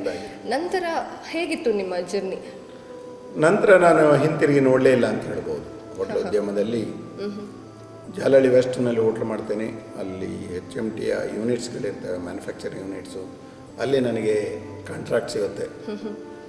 ಕೃತಿಕ್ ಅವರೇ, ಅಲ್ಲಿನೂ ನಾನು ಹೇಳೋದು ಇಷ್ಟೇ, ನಾನು ಕಷ್ಟಪಟ್ಟರೆ ಮಾತ್ರ ನಾನು ಒಳ್ಳೆಯದನ್ನು ಕಾಣ್ಬೋದು ಅಂತೇಳಿ. ಕಷ್ಟಪಡದೆ ಸುಖ ಕಾಣಲಿಕ್ಕೆ ಆಗೋದಿಲ್ಲ. ಹಗಲಿಗೆ ಅನ್ಸ್ಕಾಣ್ಬೇಡ, ಹಗಲಿಗೆ ಅನ್ಸ್ಕೊಂಡ್ರೆ ಏನು ಸುಮ್ಮನೆ ಕನಸು ಕಾಣ್ತೇನೆ. ನೀನು ಕರೆಕ್ಟಾಗಿ ವಿಷನ್ ಮಾಡ್ಕೊಂಡು ಆ ಕನಸು ಕಾಣು ಅಂತ ಹೇಳ್ತೇನೆ. ಹಾಗೆ ಅಲ್ಲಿ ನನಗೆ ಹೋಟ್ಲಾಯಿತು. ಅದಷ್ಟಾದಮೇಲೆ ಬೆಂಗಳೂರು ಸಿಟಿಗೆ ಹೋಗೋಣ ಅಂತ ಅನ್ನೋದು. ಏನಪ್ಪ ಹಳ್ಳಿಲಿ ಹೋಟ್ಲಲ್ಲಿದೆ, ಭಾಳ ಅಲ್ಲಿ ಜಾಲಹಳ್ಳಿ ವೆಸ್ಟ್ ಅಂದರೆ ಪಿಣ್ಯದಿಂದ ಆ ಕಡೆ ಸುಮಾರು ಆ ದಿನ ನನ್ನ ಅಂದಾಜು ಒಂದು 35 ಕಿಲೋಮೀಟರ್ ಹೊರಗಡೆ, ರಿಮೋಟ್ ಏರಿಯಾ ಹಳ್ಳಿ ಅದು. ಆಗ ಯಾರೋ ಹೇಳ್ತಾರೆ ಕಲಾಶಪಾಳ್ಯದಲ್ಲಿ ಬಾಡಿಗೆಗೆ ಹೋಟ್ಲಿದೆ ಅಂತೇಳಿ. ಆಗ ಭಾಳ ರೋಡಿಗಳು ಏರಿಯಪ್ಪ, ಜಾಗ್ರತೆ ಅಂತ ಹೇಳ್ತಾರೆ. ನಾನು ಪರವಾಗಿಲ್ಲ ಬಿಡಿ ಅಂತ ಹೇಳ್ತೀನಿ. ರಾಮಚಂದ್ರಪುರದಲ್ಲಿ ನಾನು ಪರವಾಗಿಲ್ಲ ಬಿಡಿ, ಅದು ನಮಗೇನು ಹೆದರಿಕೆ ಇರಲಿಲ್ಲ ಮೊದಲಿಂದ. ಯಾಕಂತ ಗೊತ್ತಿಲ್ಲ, ನಾವು ರೌಡಿಗಳ ಥರ ರೌಡಿಗಳಿಗೆ ಹೆದರ್ತಿರ್ಲಿಲ್ಲ. ಅಲ್ಲಿ ರಾಮ ಬರ್ತೇನೆ, ಅಲ್ಲಿ ಮಾಡರ್ನ್ ಲಂಚಮನ್ನ ಬಾಡಿಗೆ ತಗೊಳ್ತೇನೆ, ಆರಾಮಾಗಿ ಸ್ವಲ್ಪ ರನ್ ಮಾಡ್ತೇನೆ. ಅದು ಬಾಡಿಗೆ ಜಾಸ್ತಿ ಇತ್ತು, ದಿನಕ್ಕೆ ಆ ದಿನ 400 ರೂಪಾಯಿ ಮೇಲೆ ಬಾಡಿಗೆ ಇತ್ತು. ಕಂಪ್ಲೀಟ್ ವ್ಯವಸ್ಥೆ ಜಾಸ್ತಿ ಇತ್ತು. ನಮ್ಗೆ ಅಲ್ಲಿಂದ ಅಲ್ಲಿಗೆ ಬ್ರೇಕ್ ಇವನ್ ಆಗ್ತಿರ್ಲಿಲ್ಲ. ಮತ್ತೆ ಮತ್ತೊಂದು ಅದು ಇರುತ್ತೆ, ಅದನ್ನು ನಾವೇ ನನ್ನ ತಮ್ಮ ಅಷ್ಟೊಳ ಜೊತೆ ಬಂದಿರ್ತಾನೆ, ಅವನು ನೋಡ್ಕೊಳ್ತೇನೆ. ಸುಮಾರು ಊರ ಮನೆ ಹುಡುಗರೆಲ್ಲ ಬಂದುಬಿಡ್ತಾರೆ. ಊರಿಗೆ ಹೋದಾಗ ಅಲ್ಲಿ ಯಾರು ಊರಿಗೆ ಓಡೋಗ್ತೀನಿ ಅನ್ನೋ ರೋಡ್ ಹೋಗ್ಬೇಡಿ, ನಾವು ಕರ್ಕೊಂಡು ಬರ್ತೀವಿ. ಇವತ್ತು ಕೆಲವರು ಸುಮಾರು 8-10 ಹೋಟೆಲ್ ಆಗಿಬಿಟ್ಟಿದ್ದಾನೆ. ಅವರು ಅಲ್ಲಿಂದ ಇನ್ನೊಂದು ಹೋಟ್ಲನ್ನ ಇದೆ, ಬಾಡಿಗೆ ಇದೆ, ಸುಬ್ರಹ್ಮಣ್ಯ ನಗರದಲ್ಲಿ ಅಂತ ಇದೆ. ಜಾಗ ಇದೆ, ಹೊಸ ಬಿಲ್ಡಿಂಗ್ ಜಾಗ ಇದೆ ಅಂತ ಇದೆ. ವಿಜಯ ಬ್ಯಾಂಕಲ್ಲಿ ಲೋನ್ ಮಾಡ್ತೇನೆ. ಆಗಿನ ದಿನ ನಮ್ಮ ಚಿಕ್ಕಪ್ಪ ಅಷ್ಟೊಳಗೆ ನಮ್ಮನೇಲಿ ಖುಷಿ ಪಡ್ತಾರೆ. ಯಾಕೆಂದರೆ ಅವ್ರ ಮನೆಗೆ ಹೋಗಿ ಬರ್ತಾ ಇದ್ದೆ, ಒಳ್ಳೆ ಜಾಮೂನು, ವಡೆ, ಗೀಡೆ ಎಲ್ಲ ತೊಗೊಂಡೋಗಿ ಖುಷಿ ಪಟ್ಟರು. ಯಾರೇ ಆಗಲಿ ನನಗೆ ಹಾನೆಸ್ಟ್ ಆಗಿದ್ದಾನೆ, ಇವನು ನನಗೆ ಗೌರವ ಕೊಡ್ತಾನೆ ಅಂದರೆ ಅವರು ಖುಷಿ ಆಗ್ತಾರೆ. ಈ ಗೌರವ ಕೊಡೋದನ್ನು ದೊಡ್ಡವರಿಗೆ ಕಲಿತು ಬಿಡ್ತೇನೆ. ದೇವಸ್ಥಾನಗಳ ಮೇಲೆ ನನಗೆ ಭಾಳ ಮೊದಲಿಂದಲೂ ಭಯ ಭಕ್ತಿ ಇರೋನು. ಇಷ್ಟರೊಳಗೆ ತಿರುಪತಿಗೆ ಒಂದು 3 ಸರಿ ಹೋಗ್ತೇನೆ. ಶಬರಿಮಲೆಗೆ 1974ರಿಂದ 79ರೊಳಗೆ 5 ಸರಿ ಹೋಗಿರ್ತೇನೆ. ಅಷ್ಟರೊಳಗೆ ಕೊನೆಗೆ ನಾನು 21 ಸರಿ ಹೋಗಿದ್ದೇನೆ. ಮಂತ್ರಾಲಯ, ಹೀಗೆಲ್ಲ ದೇವಸ್ಥಾನಗಳು ದೊಡ್ಡವರು ಭಯ ಭಕ್ತಿ ಹಿರಿಗೆ ಇದೆಲ್ಲ ಕೊಡೋದನ್ನು ಕಲ್ತ್ಕೊಂಡ್ಬಿಡ್ತೇನೆ. ಅಷ್ಟರೊಳಗೆ ನಾನು ಈ ಬಾಪೂಜಿ ಟ್ಯುಟೋರಿಯಲ್ ಹೇಳಿದ್ದೆ, ನಾನು ನೈಟ್ ಅವನು SLC ಕಟ್ಸ್ಬಿಡ್ತಾನೆ, PUC ಕಟ್ಟು ಅಂತ ಹೇಳ್ತಾನೆ. ಒಂದು ದಿವಸ ಬಾಗಿಲು ಹಾಕ್ಬಿಡ್ತಾನೆ. ಯಾರು ಕೇಳಿದ್ರೆ ಇಲ್ಲ ಡಿಪಾರ್ಟ್ಮೆಂಟ್ ಬಂದು ಕ್ಲೋಸ್ ಮಾಡಿದೆ, ಅವ್ನು ಫೇಕ್ ರೆಕಾರ್ಡ್ಸ್ ಅಂತ ಹೇಳಿದೆ. ಅಷ್ಟರೊಳಗೆ ನಾನು 3-4 ವರ್ಷ ಓದ್ಬಿಟ್ಟಿದ್ದೀನಿ, ಸಿಗಲೇ ಇಲ್ಲ, ಯಾವ ರೆಕಾರ್ಡು ಇಲ್ಲ. ಓದಿದ್ದೇನೆ, ಸೆಕೆಂಡ್ PUC ಮಾಡ್ಲಿಕ್ಕೆ ಹೋಗಿದ್ದೇನೆ, ಆದರೆ ಆಗಿಲ್ಲ. ಅಲ್ಲಿ ರೆಕಾರ್ಡ್ ಇಲ್ಲ. ಓದಿದ್ದು ಮತ್ತೆ ಸ್ಟಾರ್ಟಿಂಗ್ ಬಂತು. ಬಟ್ ನನ್ನ ಜೊತೆಯಲ್ಲಿ ಲ್ಯಾಂಗ್ವೇಜ್ ಬಂತು, ನಾಲೆಡ್ಜ್ ಬಂತು, ಪ್ರಪಂಚ ತಿಳ್ಕೊಳ್ಳುವಷ್ಟು ಓದಿಸ್ದ ಆತ. ರವಿಶಂಕರ್ ಅಂತೇಳಿ ಒಬ್ಬ ಓದಿಸ್ದ. ಬಟ್ ಅವನು ಮೋಸ ಮಾಡಿರ್ಬೋದು, ನನಗೆ ಪಾಠ ಹೇಳ್ಕೊಟ್ಟಿದ್ದಾನೆ ಅಂತ ಅನ್ನಿಸ್ತು. ಇಷ್ಟರೊಳಗೆ ಇನ್ನೊಂದು ಸುಬ್ರಹ್ಮಣ್ಯದಲ್ಲಿ ಹೋಟ್ಲ್ ಮಾಡ್ತೇನೆ, ಬ್ಯಾಂಕ್ ಲೋನ್ ತೊಗೊಳ್ತೇನೆ. ಸುಮಾರು ಆ ದಿನ ಬ್ಯಾಂಕ್ ಲೋನ್ ನನಗೆ 86,000 ರೂಪಾಯಿ ಬ್ಯಾಂಕ್ ಲೋನ್ ಬರುತ್ತೆ. 1978. ಪ್ರತಿಷ್ಠಿತ ಜೊತೆಯಲ್ಲಿ ಓಡಾಡೋ ಅಭ್ಯಾಸ ಇತ್ತಲ್ವ, ಹಾಗೆ ನಮಗೊಂದು ಸ್ವಲ್ಪ ಭಾಳ ಏನು ಅಡಿಕ್ಷನ್ ಅಂದರೆ ಎಲ್ಲರ ಹತ್ರ ಒಳ್ಳೆಯವನು ಅನ್ಸ್ಕೋಬೇಕು, ಓಡಾಡ್ತಾ ಇರಬೇಕು, ಒಳ್ಳೆ ಥರ ಕಾಣಬೇಕು ಅನ್ನೋದು ಇರ್ಬೋದು.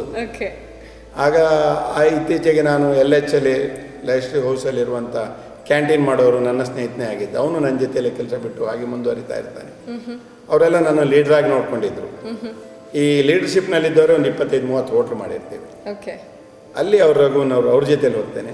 ಅವರು ಈ ಪರಿಚಯ ಆಗ್ತಾರೆ, ಸುಮಾರು ಶಾಸಕರು ಆಗಿನವರೆಲ್ಲ ಪರಿಚಯ. ಬೇಗನೆ ರಾಮಾಯಣ ಊರಿನವರು ಇರ್ತಾರೆ. ಒಂದು ಹೋಟ್ಲ್ ಓಪನ್ ಮಾಡ್ತೀನಿ ಬನ್ನಿ ಅಂತ ಹೇಳ್ತೀನಿ, ಅವರು ಬರ್ತೀವಿ ಅಂತ ಹೇಳ್ತಾರೆ.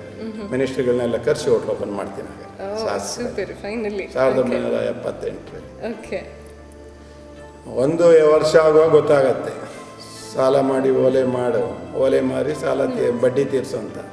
ಬಡ್ಡಿ ಬೆಳೀತಾ ಇರುತ್ತೆ. ಇದು ಕಷ್ಟ ಆಗ್ತದೆ. ನಮಗೆ ಲೆಕ್ಕಾಚಾರ ಅಷ್ಟು ಗೊತ್ತಿಲ್ಲ, ನಾವೇನು ಬಿಕಮ್ನವರಲ್ಲ. ಆದರೆ ನನಗೆ ವ್ಯಾಪಾರ ಇತ್ತು, ವ್ಯವಹಾರ ಸರಿ ಇರಲಿಲ್ಲ. ವ್ಯಾಪಾರ ಬೇರೆ, ವ್ಯವಹಾರ ಬೇರೆ. ಎಲ್ಲರೂ ವ್ಯಾಪಾರ ಮಾಡಿದವರು ಯಾರು ವಿನ್ ಆಗಲ್ಲ. ಅವನು ವ್ಯವಹಾರ ಸರಿ ಇಟ್ಕೋಬೇಕು. ವ್ಯವಹಾರ ಅಂದರೆ ಏನು ಅಂದರೆ ಕೊಡೋದು ತಗೊಳ್ಳೋದು ಇದು ಅಂತ. ಅದಕ್ಕೆ ಹಿಂದಿನವ್ರು ಹೇಳ್ತಾರೆ, ಕೈ ಬಾಯಿ ಕಚ್ಚೆ ಶುದ್ಧವಾಗಿದ್ದವನು ಎಲ್ಲಾದರೂ ಅವನು ಒಳ್ಳೆಯವನಾಗಿರ್ತಾನೆ ಅಂತೇಳಿ. ಕೈ ಅಂದರೆ ತಗೊಳ್ಳೋದು, ಬಾಯಿ ಸಂಬಂಧಗಳು. ಹಾಗೆ ಎಲ್ಲೋ ಒಂದು ಕಡೆ ನನಗೆ ಅದು ವ್ಯಾಪಾರದಲ್ಲಿ ಏರುಪೇರು ಆಗಿಬಿಡುತ್ತೆ, ಲಾಸ್ ಆಗಿಬಿಡುತ್ತೆ. 1979ಕ್ಕೆ ನಾನು ಮತ್ತೊಮ್ಮೆ ಈ ಗರ್ವದ ದಿನಗಳು ಹೋಗ್ತಾ ಬಂದ್ಬಿಡ್ತು. ಒಂದೇ ಸರಿ ಸಾಲಗಾರರು ಬಂದು ಎಲ್ಲದನ್ನು ಸಾಲ ಜಾಸ್ತಿ ಆಗ್ತಿತ್ತು. ಏನಂದರೆ 83,000 ಸಾಲ, ಸುಮಾರು ಆ ದಿನ ಒಂದು 5-5.5 ಲಕ್ಷ ಸಾಲ ಮಾಡಿರ್ತೀನಿ. ಫರ್ನಿಚರ್ಸು ಅದು ಇದು ಅಂತೇಳಿ ಚೆನ್ನಾಗಿ ನಡೀತಾ ಇತ್ತು.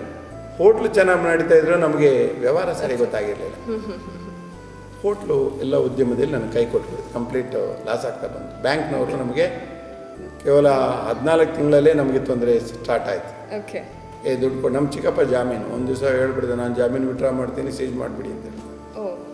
ಸರಿ, ಅವ್ರ ಪಾಪ ಲೆಕ್ಚರರು, ಅವ್ರಿಗೆ ಅವ್ರ ಹೆದರಿಕೆ, ಇವನೇನಾದ್ರು ತೊಂದರೆ ಕೊಟ್ಟರೆ ಅಂತೇಳಿ ಕೊನೆಗೆ ಯಾರಿಗ ಮಾರಿ ಹೋಟ್ಲನ್ನು ಮಾರಿದ. ನನಗೆ ಆ ದಿನ 3,80,000 ಬರುತ್ತೆ.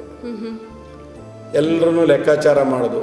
3,80,000 ಬಂದ ಇದರಲ್ಲಿ ನನಗೆ ಒಂದು 10 ರೂಪಾಯಿನೂ ಉಳಿಲಿಲ್ಲ ಅಂತ ಕಾಣುತ್ತೆ.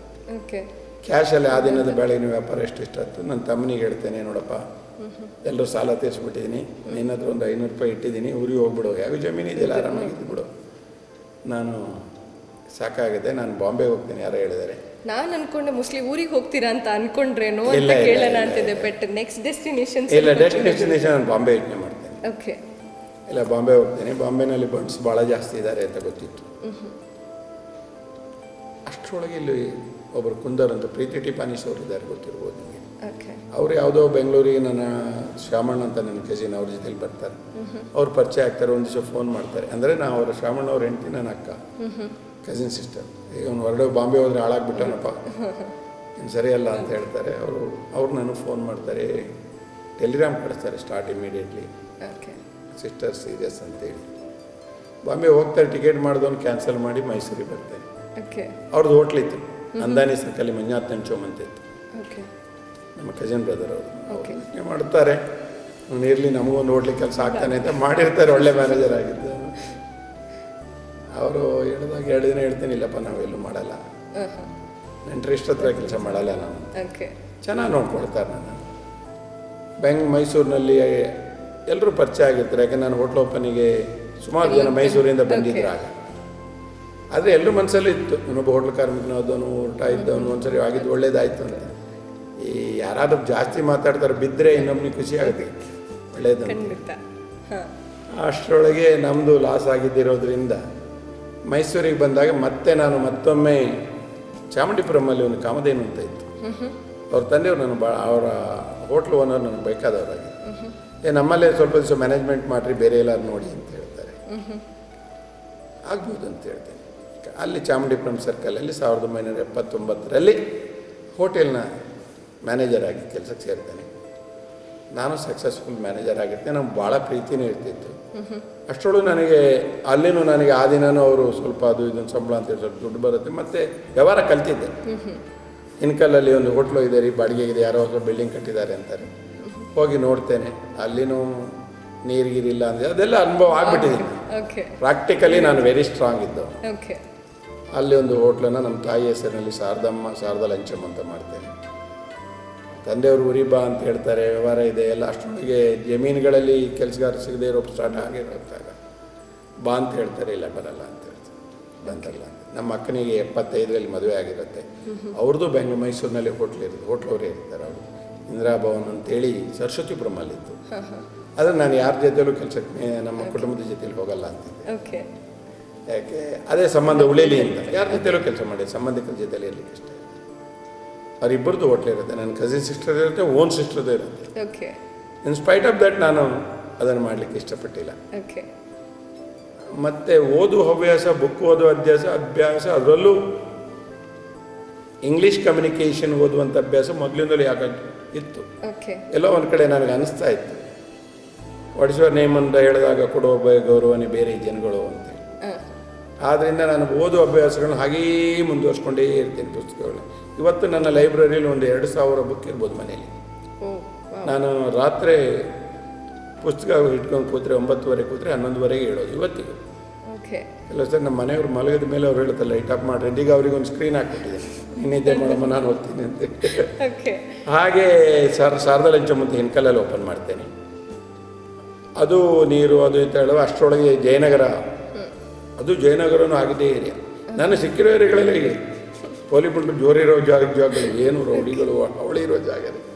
ಜಯನಗರ 12ನೇ ಕ್ರಾಸಲ್ಲಿ ಒಂದು ಅಂಗಡಿನ ಬಾಗಿಲಾಗ್ತಿದ್ದಾರೆ, ಯಾರೋ ಗಲಾಟೆ ಮಾಡಿಸಿ ಅಂತ ಹೇಳ್ತಿದ್ದಾರೆ. ಹೌದಾ, ತೊಗೊಳ್ತೀನಿ ನಾನು. ಕಡಿಮೆಲಿ ಕೊಡ್ತಾರೆ ಅಲ್ಲ, ಲಿಟಿಗೇಷನ್ ಪ್ರಾಪರ್ಟಿಗಳು ಭಾಳ ಕಡಿಮೆ ಸಿಗುತ್ತೆ. ಅಲ್ಲಿ ಒಂದು ಅಂಗಡಿ ಜಯನಗರದಲ್ಲಿ ಸಂತೋಷ್ ಕಾರ್ನರ್ ಅಂತ ಓಪನ್ ಮಾಡ್ತೇನೆ, ಬೇಕ್ರಿ. ಆ ಹಿನ್ಕಲ್ಲಿರೋ ಹೋಟ್ಲನ್ನು ಮಾರಿಬಿಡ್ತೇನೆ. ಎಲ್ಲೂ ಸೆಂಟಿಮೆಂಟ್ ಇಲ್ಲ, ನಂದು ನಾನು ಮೊದಲು ಮಾಡಿದ್ದೀನಿ ಅದೇನಿಲ್ವೇ ಇಲ್ಲ. ಆಯಿತು, ಮುಂದೆ ಹೋಗ್ತಾ ಇರೋ ಪ್ರಾಕ್ಟಿಕಲ್. ಈ ಬಸ್ ಸ್ಟ್ಯಾಂಡ್ ಮುಂದಿನ ಸ್ಟೇಷನ್ ಹೋಗ್ತಾ ಇರೋ ಹಾಗೆ ಅದನ್ನು ಮಾಡ್ತೇನೆ. ಅದರಲ್ಲಿ ಚೆನ್ನಾಗಿ ವ್ಯಾಪಾರ ಸ್ಟಾರ್ಟ್ ಆಗುತ್ತೆ. ನನ್ನ ತಮ್ಮ ನನ್ನ ಜೊತೆಲೇ ಬರ್ತಾನೆ, ಅವನು ಒಳ್ಳೆ ಹುಡುಗ, ಒಳ್ಳೆ ವ್ಯಾಪಾರ ಮಾಡ್ತಿದ್ದ. ಇಬ್ಬರು ಒಂದೇ ರೂಮಲ್ಲಿ ಇರಲಿಕ್ಕಾಗಲ್ಲ. ಯೋಚನೆ ಮಾಡ್ತಿರುವಾಗ ಮತ್ತೆ ಸಂತೋಷ್ ಹೋಟ್ಲನ್ನು ಮ್ಯಾನೇಜ್ಮೆಂಟ್ ಗೊತ್ತಿರ್ತಾರೆ, ಅವ್ರು ಕರೀತಾರೆ, ಬರ್ತೀನಪ್ಪ ಕೆಲಸಕ್ಕೆ ಅಂತ. ಮ್ಯಾನೇಜ್ಮೆಂಟ್ ಮಾಡಬೇಕು. RMC ಎದುರುಗಡೆ ಸಂತೋಷ್ ಅಂತ ಇರುತ್ತೆ. ಅಲ್ಲಿ ನನಗೆ ಅವ್ರ ಹತ್ರ ಸೇರ್ಬೇಕಂತಿತ್ತು. ಅಲ್ಲಿ 2 ನಾನು ದ್ವಂದ್ವದಲ್ಲಿ ಸಿಕ್ಕಾಕ್ಕೊಳ್ತೇನೆ. ನನ್ನದೇ ಅಂಗಡಿ ಇದೆ. ಸಾಧಾರಣ ಆ ದಿನ ನನಗೆ 1,500 ರೂಪಾಯಿ ವ್ಯಾಪಾರ ಇತ್ತು. ಓಕೆ. 1,500-2,000 ಬೇಕ್ರಿ, ಸಣ್ಣ ಬೇಕ್ರಿ, ಒಳ್ಳೆ ವ್ಯಾಪಾರ ಆಯಿತು. ನನ್ನ ತಮ್ಮನ್ನು ಸೇರಿಸಲ ನಾನು ಸೇರಲ್ಲ ಅಂತೇಳಿ ಮನಸ್ಸು ಹೇಳ್ತು, ತಮ್ಮ ಆರಾಮಾಗಿರಲಿ, ನೀನೇ ಎಲ್ಲರೂ ಹೊರಗಡೆ ನೋಡ್ಕೊಂಬಿಡು ಅಂತೇಳಿ. ಆಗ ಸರಸ್ವತಿ ಬ್ರಹ್ಮಲ್ಲಿ ಸಂತೋಷ್ ಅಂತ ಇರುತ್ತೆ, ಇನ್ನು ಅದು ಯಾರೋ ಸಂಜು ಶೆಟ್ಟರು ಅಂತೇಳಿ, ಇಲ್ಲೊಬ್ಬರು ಆರಾಮ್ಸೆ ಇದ್ರೆ ಸಂತೋಷ್ ಅಂತ ಇರ್ತಾರೆ. ಇಬ್ಬರು ಕರೀತಾ ಇರ್ತಾರೆ, ಬನ್ನಿರಿ ನೀವು ಮ್ಯಾನೇಜ್ಮೆಂಟ್ ಮಾಡಿ, ಹೋಟ್ಲ್ ಅನುಭವ ಇದೆ ನಿಮಗೆ, ಮಾಡಿಬಿಡಿ, ಕಾರ್ಮಿಕನಾಗಿ ಓನರ್ ಆಗಿಲ್ಲ ಇದೆ, ನೀವು ಎಷ್ಟು ದಿವಸ ಬೇಕಾದ್ರೆ ಮಾಡ್ಬೋದು. ಅವ್ರಿಗೆ ಫಸ್ಟ್ ಸರಸ್ವತಿ ಬ್ರಹ್ಮ ನೋಡ್ತೀನಿ, ಅವರು ಒಳಗೆಲ್ಲ ತಿರುಗಿದಾಗ ಯಾವುದೇ ಲೆಕ್ಕಾಚಾರ, ಮೂಟೆ ಲೆಕ್ಕ ಏನೂ ಗೊತ್ತಿರಲ್ಲ, ವ್ಯಾಪಾರ ಭಾಳ ಚೆನ್ನಾಗಿ ಮಾಡ್ತಾರೆ. ನಾನು ಹಿಂದೆ ಸೋತಾಗೆ ಇತ್ತು. ಇವ್ರಿಗೆ ಹೋಗಿ ನೋಡ್ತೀನಿ, ಚಿಕ್ಕದಾಗಿ ಹೋಟ್ಲು, ಭಾಳ ಲೆಕ್ಕಾಚಾರ ಅಷ್ಟ, ಚಂದ್ರಶೇಖರ ಹೆಗಡೆ ಅಂತ ಕರೀತಾ. ನಾನು ಹೇಳ್ತಾರೆ, ನೋಡಪ್ಪ ಎಷ್ಟು ಸಂಬಳ ಕೊಡ್ತೀರಿ? ಅವರು ನನಗೆ 1,000 ರೂಪಾಯಿ ಕೊಡ್ತೀನಿ ಅಂತ ಹೇಳಿದ್ರು. ಇವರಿಗೆ ಎಷ್ಟು ಕೊಡ್ತೀರಿ ಕೇಳಿದೆ. ಚಂದ್ರಶೇಖರ ಹೆಗಡೆ ಅವ್ರು ಹೇಳ್ತಾರೆ, 150 ರೂಪಾಯಿ ಕೊಡ್ತೇನೆ ಕ್ಯಾಶ್, ನಮ್ಮದು ಸಣ್ಣ ವ್ಯಾಪಾರ, ದುಡ್ಡು ಗಿಡ್ಡು ಕದಿಬಾರ್ದು, ಕ್ಯಾಶಿಯರ್ ನೀನು, ಮ್ಯಾನೇಜರ್ ನೀನೇ, ಎಲ್ಲ ನೀನೇಪ್ಪ, ನನ್ನ ಮಕ್ಕಳು ಚಿಕ್ಕವರು, ಎಷ್ಟು ವ್ಯಾಪಾರ ಆಗುತ್ತೆ ಸ್ವಾಮಿ ಕೇಳಿದೆ. 600 ರೂಪಾಯಿ ವ್ಯಾಪಾರ ಆಗುತ್ತೆ ಅಂದರೆ, ಆಯ್ತು ಬಿಡಿ, ಆಯ್ತು ಪರವಾಗಿಲ್ಲ. ಆ ಹೋಟ್ಲು ನನ್ನ ಅಂದಾಜು ನಾನು ಸೇರ್ತಾ ಅವ್ರು 1 ರೂಪಾಯಿ ಲೆಕ್ಕಾಚಾರ ಮಾಡೋರು, ಅವರು 150 ಕೊನೆಗೆ ನಾನು ಬಿಡುವಾಗ ಅದು 6,000 ರೂಪಾಯಿ ಅವರಿಗೆ ವ್ಯಾಪಾರ ಬಂದಿತ್ತು, ಒಳ್ಳೆ ವ್ಯಾಪಾರ. ನಾನು ಬಿಡುವಾಗ 4 ವರ್ಷ ಅವ್ರ ಹತ್ರ ಇದ್ದೆ, ನಾನು 3.5 ವರ್ಷ ಕಂಪ್ಲೀಟ್ ಇದ್ದೆ. ಯಾವತ್ತೂ ನನ್ನನ್ನು ಅವರು ಹೊರಡೆಯವನು ಅಂತ ನೋಡಲಿಲ್ಲ. ಮೊದಲು 2-4 ದಿನ ಚೆಕ್ ಮಾಡೋದೆಲ್ಲ ಮಾಡ್ತಿದ್ರು. ಬರ್ತಾ ನಾನು ಹೇಳ್ತಾ ಇದ್ದೆ, ಇಲ್ಲ ರೀ, ಈ ಥರ ತಿಂಡಿ ಕೊಟ್ಟರೆ ಸಾಲದು, ನೀವು ಚೇಂಜ್ ಮಾಡಬೇಕು, ನಿನ್ನ ಇಷ್ಟ ಮಾಡ್ಕೊ, ನಾನು ಬರ್ತಾ ಇದ್ದೇನೆ. ಒಳ್ಳೆ ವ್ಯಾಪಾರನೂ ಆಯಿತು ನನಗೆ. ಅವ್ರ ವ್ಯಾಪಾರ ಲೆಕ್ಕಾಚಾರ ಅಷ್ಟ, ದುಡ್ಡು ಈ ಥರನೇ ಖರ್ಚಾಗಬೇಕು, ಈ ಥರ ತೊಗೊಂಡೋಗ್ಬೇಕು, ನಂಜೆ ಮನೆ ಲೆಕ್ಕ ಇಡಬೇಕು, ಕಾರ್ಮಿಕರ ದುಡ್ಡು, ಗೌರ್ಮೆಂಟ್ ದುಡ್ಡು ಈ ಥರ ಇಡಬೇಕು, ಬೇರೆ ಬೇರೆ ಡಬ್ಬಿ ಎಲ್ಲ ಇಡ್ತಿದ್ರು. ಓಹೋ, ವ್ಯವಹಾರ ಕಲ್ತು ಬಿಟ್ಟೆ. ಆಮೇಲೆ ಶೀತಲ್ ರೆಸ್ಟೋರೆಂಟನ್ನು ಹೋಟ್ಲು ಮಾಡಿದೆ. ಅದನ್ನು ಬೇರೆ ಸಾಲಗಳ ಸ್ನೇಹಿತರುಗಳ ಮುಖಾಂತರ ಸಾಲ ಮಾಡಿ ವಿದ್ಯಾರಣ್ಯಪುರಂನಲ್ಲಿ 1985ರಲ್ಲಿ ಮೊದಲನೇ ಹೋಟ್ಲು ಮಾಡ್ತೇನೆ. ಮತ್ತೆ ವಾಪಸ್ ಬರ್ತಿದ್ದೀನಿ. ಅಷ್ಟರೊಳಗೆ ನನ್ನ ಅಂಗಡಿನೂ ಚೆನ್ನಾಗಿ ನಡೀತಾ ಇತ್ತು. ಜಯನಗರದಲ್ಲಿರುವ ಅಂಗಡಿಯಲ್ಲಿ ನಮ್ಗೆ ಒಳ್ಳೆ ವ್ಯಾಪಾರ ಇತ್ತು. ತಮ್ಮನು ನಾವು ಒಟ್ಟಿಗೆ ಇದ್ದವನೇ, ನನಗೆ ಅವನು ತೊಗೊಂಡು ಹೋಗ್ತಿಲ್ಲ, ನಾವು ಒಂದು ಮನೆ ಮಾಡಿಕೊಂಡು ಜಯನಗರದಲ್ಲೇ ದಿನಾ ಲೆಕ್ಕಾಚಾರ ಅವನು ತಂದು ಕೊಡಬೇಕು, ಆ ಥರದಲ್ಲಿತ್ತು. ಹೋಟ್ಲು ಉದ್ಯಮಕ್ಕೆ ಬಂದುಬಿಟ್ಟೆ, ಶೀತಲ್ ರೆಸ್ಟೋರೆಂಟ್. ಇಷ್ಟು ಎಲ್ಲ ಹೋಟೆಲ್ಗಳ ನಡುವೆ ಸ್ಕೂಲ್ ಯೋಚನೆ ಯಾವಾಗ ಬರುತ್ತೆ ಸರ್? ನೀವು ಈ ಕಡೆ ಡೈವರ್ಟ್ ಮಾಡ್ಬೇಕು, ನೀವು ನನ್ನನ್ನು ಈ ಕಡೆ ಕರ್ಕೊಂಬರ್ಬೇಕು ಅಂತಿದ್ದೀರಿ ನೀವು ನನ್ನ, ಅಲ್ವಾ? ಯಾಕಂದರೆ ಅಲ್ಲೇ ಇರೋದು ಬೇಡ. ಇವರು ಹೋಟ್ಲ್ ಉದ್ಯಮನ ಹಾಗೆ ಬೆಳೀತಾ ಇರ್ತೀನಿ. ಒಳ್ಳೆ ಹೋಟ್ಲ್ ನಡೀತು, ಒಳ್ಳೆ ವ್ಯಾಪಾರ ನಡೀತಾ ಇತ್ತು. ತದನಂತರ ನಾನು ವಿದ್ಯಾರಣ್ಯಪುರಂನಲ್ಲಿ ಇದ್ರ ಮಧ್ಯೆ ಆಗಲೇ ಹೇಳಿದ್ದೆ, ನಾನು ದೈವಭಕ್ತ ಅಂತೇಳಿ ಸಚ್ಚಿದಾನಂದ ಸ್ವಾಮಿಗಳ ಪರಮ ಭಕ್ತನಾಗ್ತೇನೆ. ಗಣಪತಿ ಸಚ್ಚಿದಾನಂದ ಸ್ವಾಮಿಗಳ ಪರಮ ಭಕ್ತನಾಗ್ತೇನೆ. 1991ರಲ್ಲಿ ಗುರುಗಳು ಹೇಳ್ತಾರೆ, ನನಗೆ ಅಲ್ಲಿ ಬರುವ ರಾಷ್ಟ್ರಪತಿಗಳು ಅವರು ಇವ್ರು ನೋಡಿ ಇವ್ರ ಜೊತೆಲಿ ಇರಬೇಕು ಅಂತ ಅನಿಸ್ತು. ಎಲ್ಲ ಒಂದು ಕಡೆ ಸ್ವಾರ್ಥನೇ ಇರುತ್ತೆ. ಹಾಗೆ ಅವರು, ನೋಡಪ್ಪ ನೀನು ಒಳ್ಳೇದಾಗ್ತೀಯ, ಆದರೆ ಹೋಟ್ಲನ್ನೇ ಬಿಡಬೇಡ, ಉದ್ಯಮನ ಬಿಡಬೇಡ ಅಂತಾನೆ ಹೇಳ್ತಿದ್ದರು. ಇನ್ನೊಂದು ಹೋಟ್ಲು ಮಾಡ್ತೇನೆ ಸ್ಟರ್ಲಿಂಗ್ ಎದುರುಗಡೆಗೆ, ಅದನ್ನು ಚೆನ್ನಾಗೇ ನಡೆಯುತ್ತೆ. ಸ್ವಾಮಿಗಳು ಒಂದು ಸ್ಕೂಲ್ ತಗೊಳ್ತಾರೆ, ಗಣಪತಿ ಸಚ್ಚಿದಾನಂದ ಸ್ಕೂಲು ಅಂತೇಳಿ, ನಜರ್ಬಾದ್ನಲ್ಲಿ ಇದೆ ನೋಡಿ, ಶ್ರೀ ಗಣಪತಿ ಸಚ್ಚಿದಾನಂದ ಸ್ವಾಮಿ. ಆಗ ಅವರು ಅದಕ್ಕೊಂದು ಕಮಿಟಿ ಮಾಡ್ತಾರೆ, ನನ್ನನ್ನು ಅದಕ್ಕೆ ಹಾಕ್ಬಿಡ್ತಾರೆ ನೋಡ್ಕೊಳ್ಳೋ ಕಮಿಟಿಗೆ. ನನ್ನ ಮೇಲೆ ಅವ್ರ ಮೇಲೆ ಬೇಜಾರಾಯ್ತು, ನನ್ನ ದೇವಸ್ಥಾನದಲ್ಲಿ ಕಮಿಟಿ ಹಾಕ್ತಾರೆ ಅಂತ ಇಲ್ಲಿ ಹಾಕ್ಬಿಟ್ರಲ್ಲ ಅಂತೇಳಿ ಸ್ವಾಮಿಗಳ ಮೇಲೆ. ಆದರೆ ಅದನ್ನು ಭಾಳ ಶಿಸ್ತುಬದ್ಧವಾಗಿ ನೋಡ್ಕೊಳ್ತಾ ಇದ್ದೇನೆ. 96ರಲ್ಲಿ ನಾನು ಸಿಟಿನಲ್ಲಿ ಫಲಾರದರ್ಶಿನಿ ಅಂತ ಓಪನ್ ಮಾಡ್ತೇನೆ, SSS ಫೈನಾನ್ಸ್ ಅಂತ ಓಪನ್ ಮಾಡ್ತೇನೆ. ನನ್ನ ಫಲಾದರ್ಶಿನಿ ಅಂತೂ ತುಂಬ ಚೆನ್ನಾಗಿ ನಮಗೂ ಗೊತ್ತು, ಒಂದು ಹೆಸರು ನಾವು ಕೇಳಿದ್ದೀವಿ. ಫಲಾರದರ್ಶಿ PD ಅಂತ ಹೇಳಿದ್ರೆ ಭಾಳ ಹೆಸರುವಾಸಿ ಆಯಿತು. ನನ್ನ ಅಂದಾಜು ಮೈಸೂರು ಜಿಲ್ಲೆಯಲ್ಲೇ ಒಂದು ಪ್ರತಿಷ್ಠಿತವಾದ ಹೋಟ್ಲ್ ಆಯಿತು. ಸೆಲ್ಲರಲ್ಲಿ ಬಸ್ ಸ್ಟ್ಯಾಂಡ್ ಮುಂಭಾಗ ಭಾಳ ದೊಡ್ಡ ಹೋಟ್ಲು, ಒಳ್ಳೆಯ ತಿಂಡಿ ಕಾಫಿ, ಜನ ಯಾವಾಗಲೂ ಗಿಜಿಗಿಡ್ತಾ ಇತ್ತು, ಭಾಳ ಒಳ್ಳೆಯ ವ್ಯಾಪಾರ ನಡೀತಾ ಇತ್ತು. ಹಾಗೆಯೇ ನಾನು ಸ್ವಾಮಿಗಳ ಶಾಲೆನೂ ನೋಡ್ತಾ ಇದ್ದೆ. ಒಂದು ಫೈನಾನ್ಸ್ ಓಪನ್ ಮಾಡ್ತೇನೆ, SSS ಫೈನಾನ್ಸ್ ಅಂತ ಹಿಂದ್ಗಡೆನೆ, ಅದು ಚೆನ್ನಾಗಿ ನಡೀತಾ ಇತ್ತು. ಸೆಕೆಂಡ್ ಫೈನಾನ್ಸ್ ಪಾರ್ಟ್ನರ್ಶಿಪ್ಗಳಲ್ಲಿ 10 ಜನ ಜೊತೆಲಿ ಶೇರ್ ಮಾಡ್ತೀವಿ. ಕಲ್ಪಸುರಾಜು, ಸಿದ್ದರಾಮು, ಮಾರಪ್ಪ, ಹೀಗೆ ಸ್ನೇಹಿತರ ಬಳಗ ಸೇರಿಕೊಂಡು ಓಪನ್ ಮಾಡ್ತೀವಿ. ಅಲ್ಲಿ ಚೀಟಿ ಮಾಡಿಕೊಂಡು ವ್ಯಾಪಾರ ಮಾಡ್ತೀವಿ, ಕಾನೂನುಬದ್ಧ. ಅದೆಲ್ಲೂ ನಾವು ಇದನ್ನು ಮಾಡಲಿಲ್ಲ. ಅದನ್ನು ಸ್ವಲ್ಪ ಚೆನ್ನಾಗಿ ನಡೆದು ಅದೆಲ್ಲ ಆದಮೇಲೆ ಈ ಮೈಸೂರು ಸೈನ್ಸ್ ಕಾಲೇಜಿನಲ್ಲಿ ಪ್ರೊಫೆಸರ್ ನಾಗೇಂದ್ರ ಅಂತ ಇರ್ತಾರೆ, ಅವರು ಡೆವಲಪ್ಮೆಂಟ್ ಕಮಿಟಿಗೆ ಮೆಂಬರ್ ಆಗಬೇಕು ಅಂತ ನನ್ನನ್ನು ಸೇರಿಸ್ತಾರೆ. ಓಕೆ. ಶಂಕರಲಿಂಗೇಗೌಡರು MLA ಅವರು ಇದ್ದರು. ಗೊತ್ತು. ಯಾವುದೇ MLA ಅವರು ಅದನ್ನು ಸೈನಿಂಗ್ ಅಥಾರಿಟಿ, ಓಕೆ. ಅವರು ನನ್ನನ್ನು ನಾನು ಸೇರಿದಾಗ ಹೇಳ್ತಾರೆ, ಯಾಕೋ ನನಗೂ ಅವ್ರಿಗೂ ಸ್ನೇಹ ಇತ್ತು. ಓಕೆ. ಆ ಟೈಮಲ್ಲೂ ನನಗೆ ಈಗಿನ ರಾಮದಾಸ್ ಅವರು ಇರ್ಬೋದು, ಹೆಮ್ಮಿಗೆ ಅವರು ಇರ್ಬೋದು, ಶಂಕರಲಿಂಗೇಗೌಡ ಅವರು ಇರ್ಬೋದು, ಹರ್ಷ್ ಕುಮಾರ್ ಗೌಡ ಅಂತ MLA ಅವರು ನನ್ನ ಜೊತೆಲೇ ಓಡಾಡ್ತಿದ್ರು. ಓಕೆ. ಆಗ ಅವರು ನನಗೆ ಸೇರಿದಾಗ ನನ್ನನ್ನು ಮೈಸೂರು ಸೈನ್ಸ್ ಕಾಲೇಜಿಗೆ ನಾನು ಡೆವಲಪ್ಮೆಂಟ್ ಕಮಿಟಿ ಸೇರ್ತೇನೆ.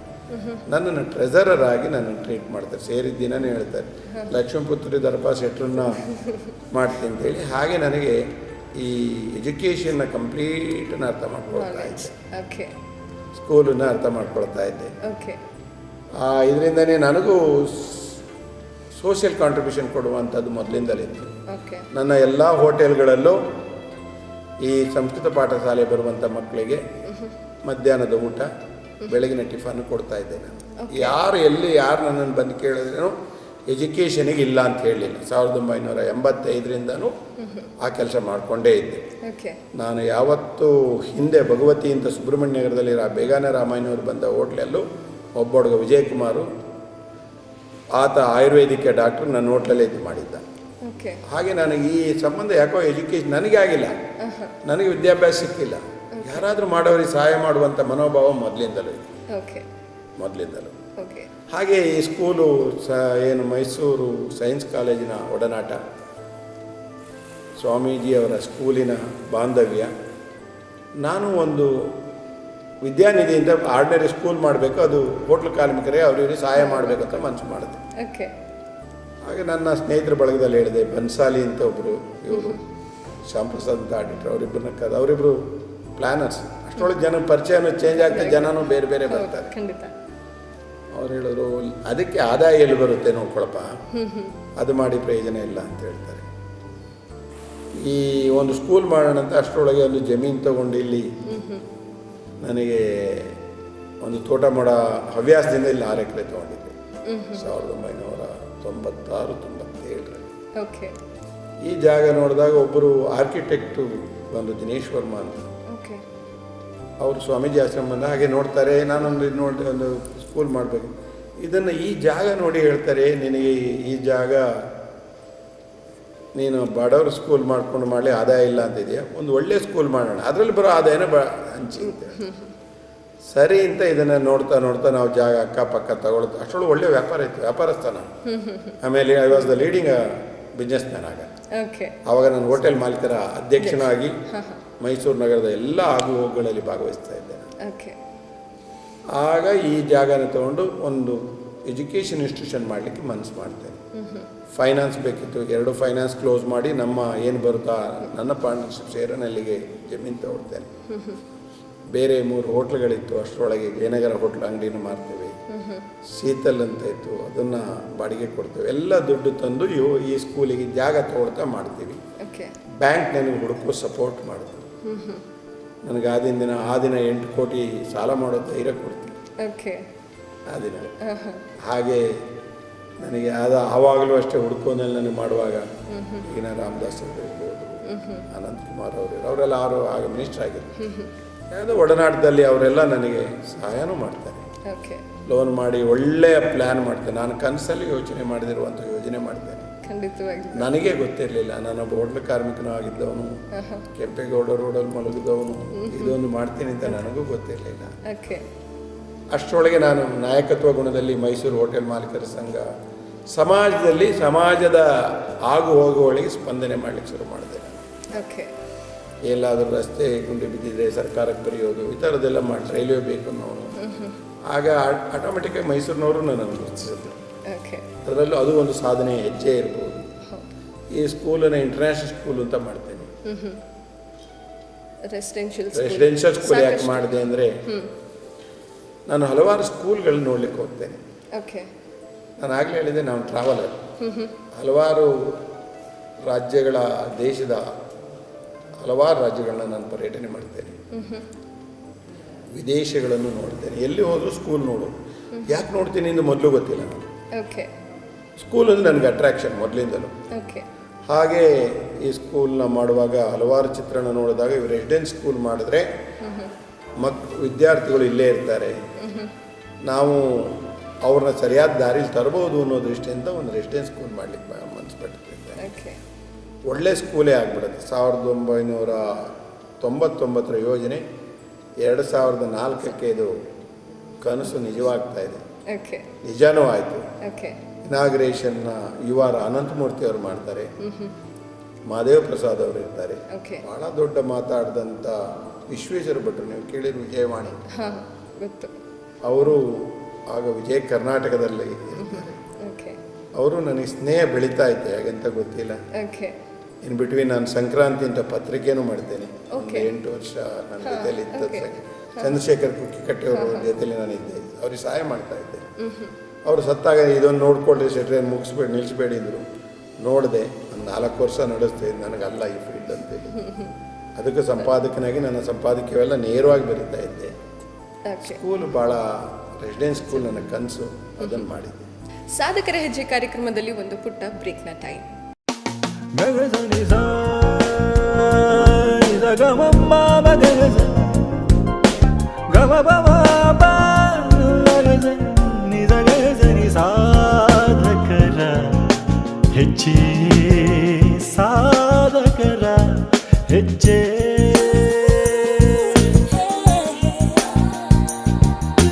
ಸಗಮ ಪಾಮ ಗಮ ಪನಿ ನಿ ಮವನಿ ಸಗರಿ ನಿ ದ ಮಗರಿ ಸಾ ಸಾ ಗ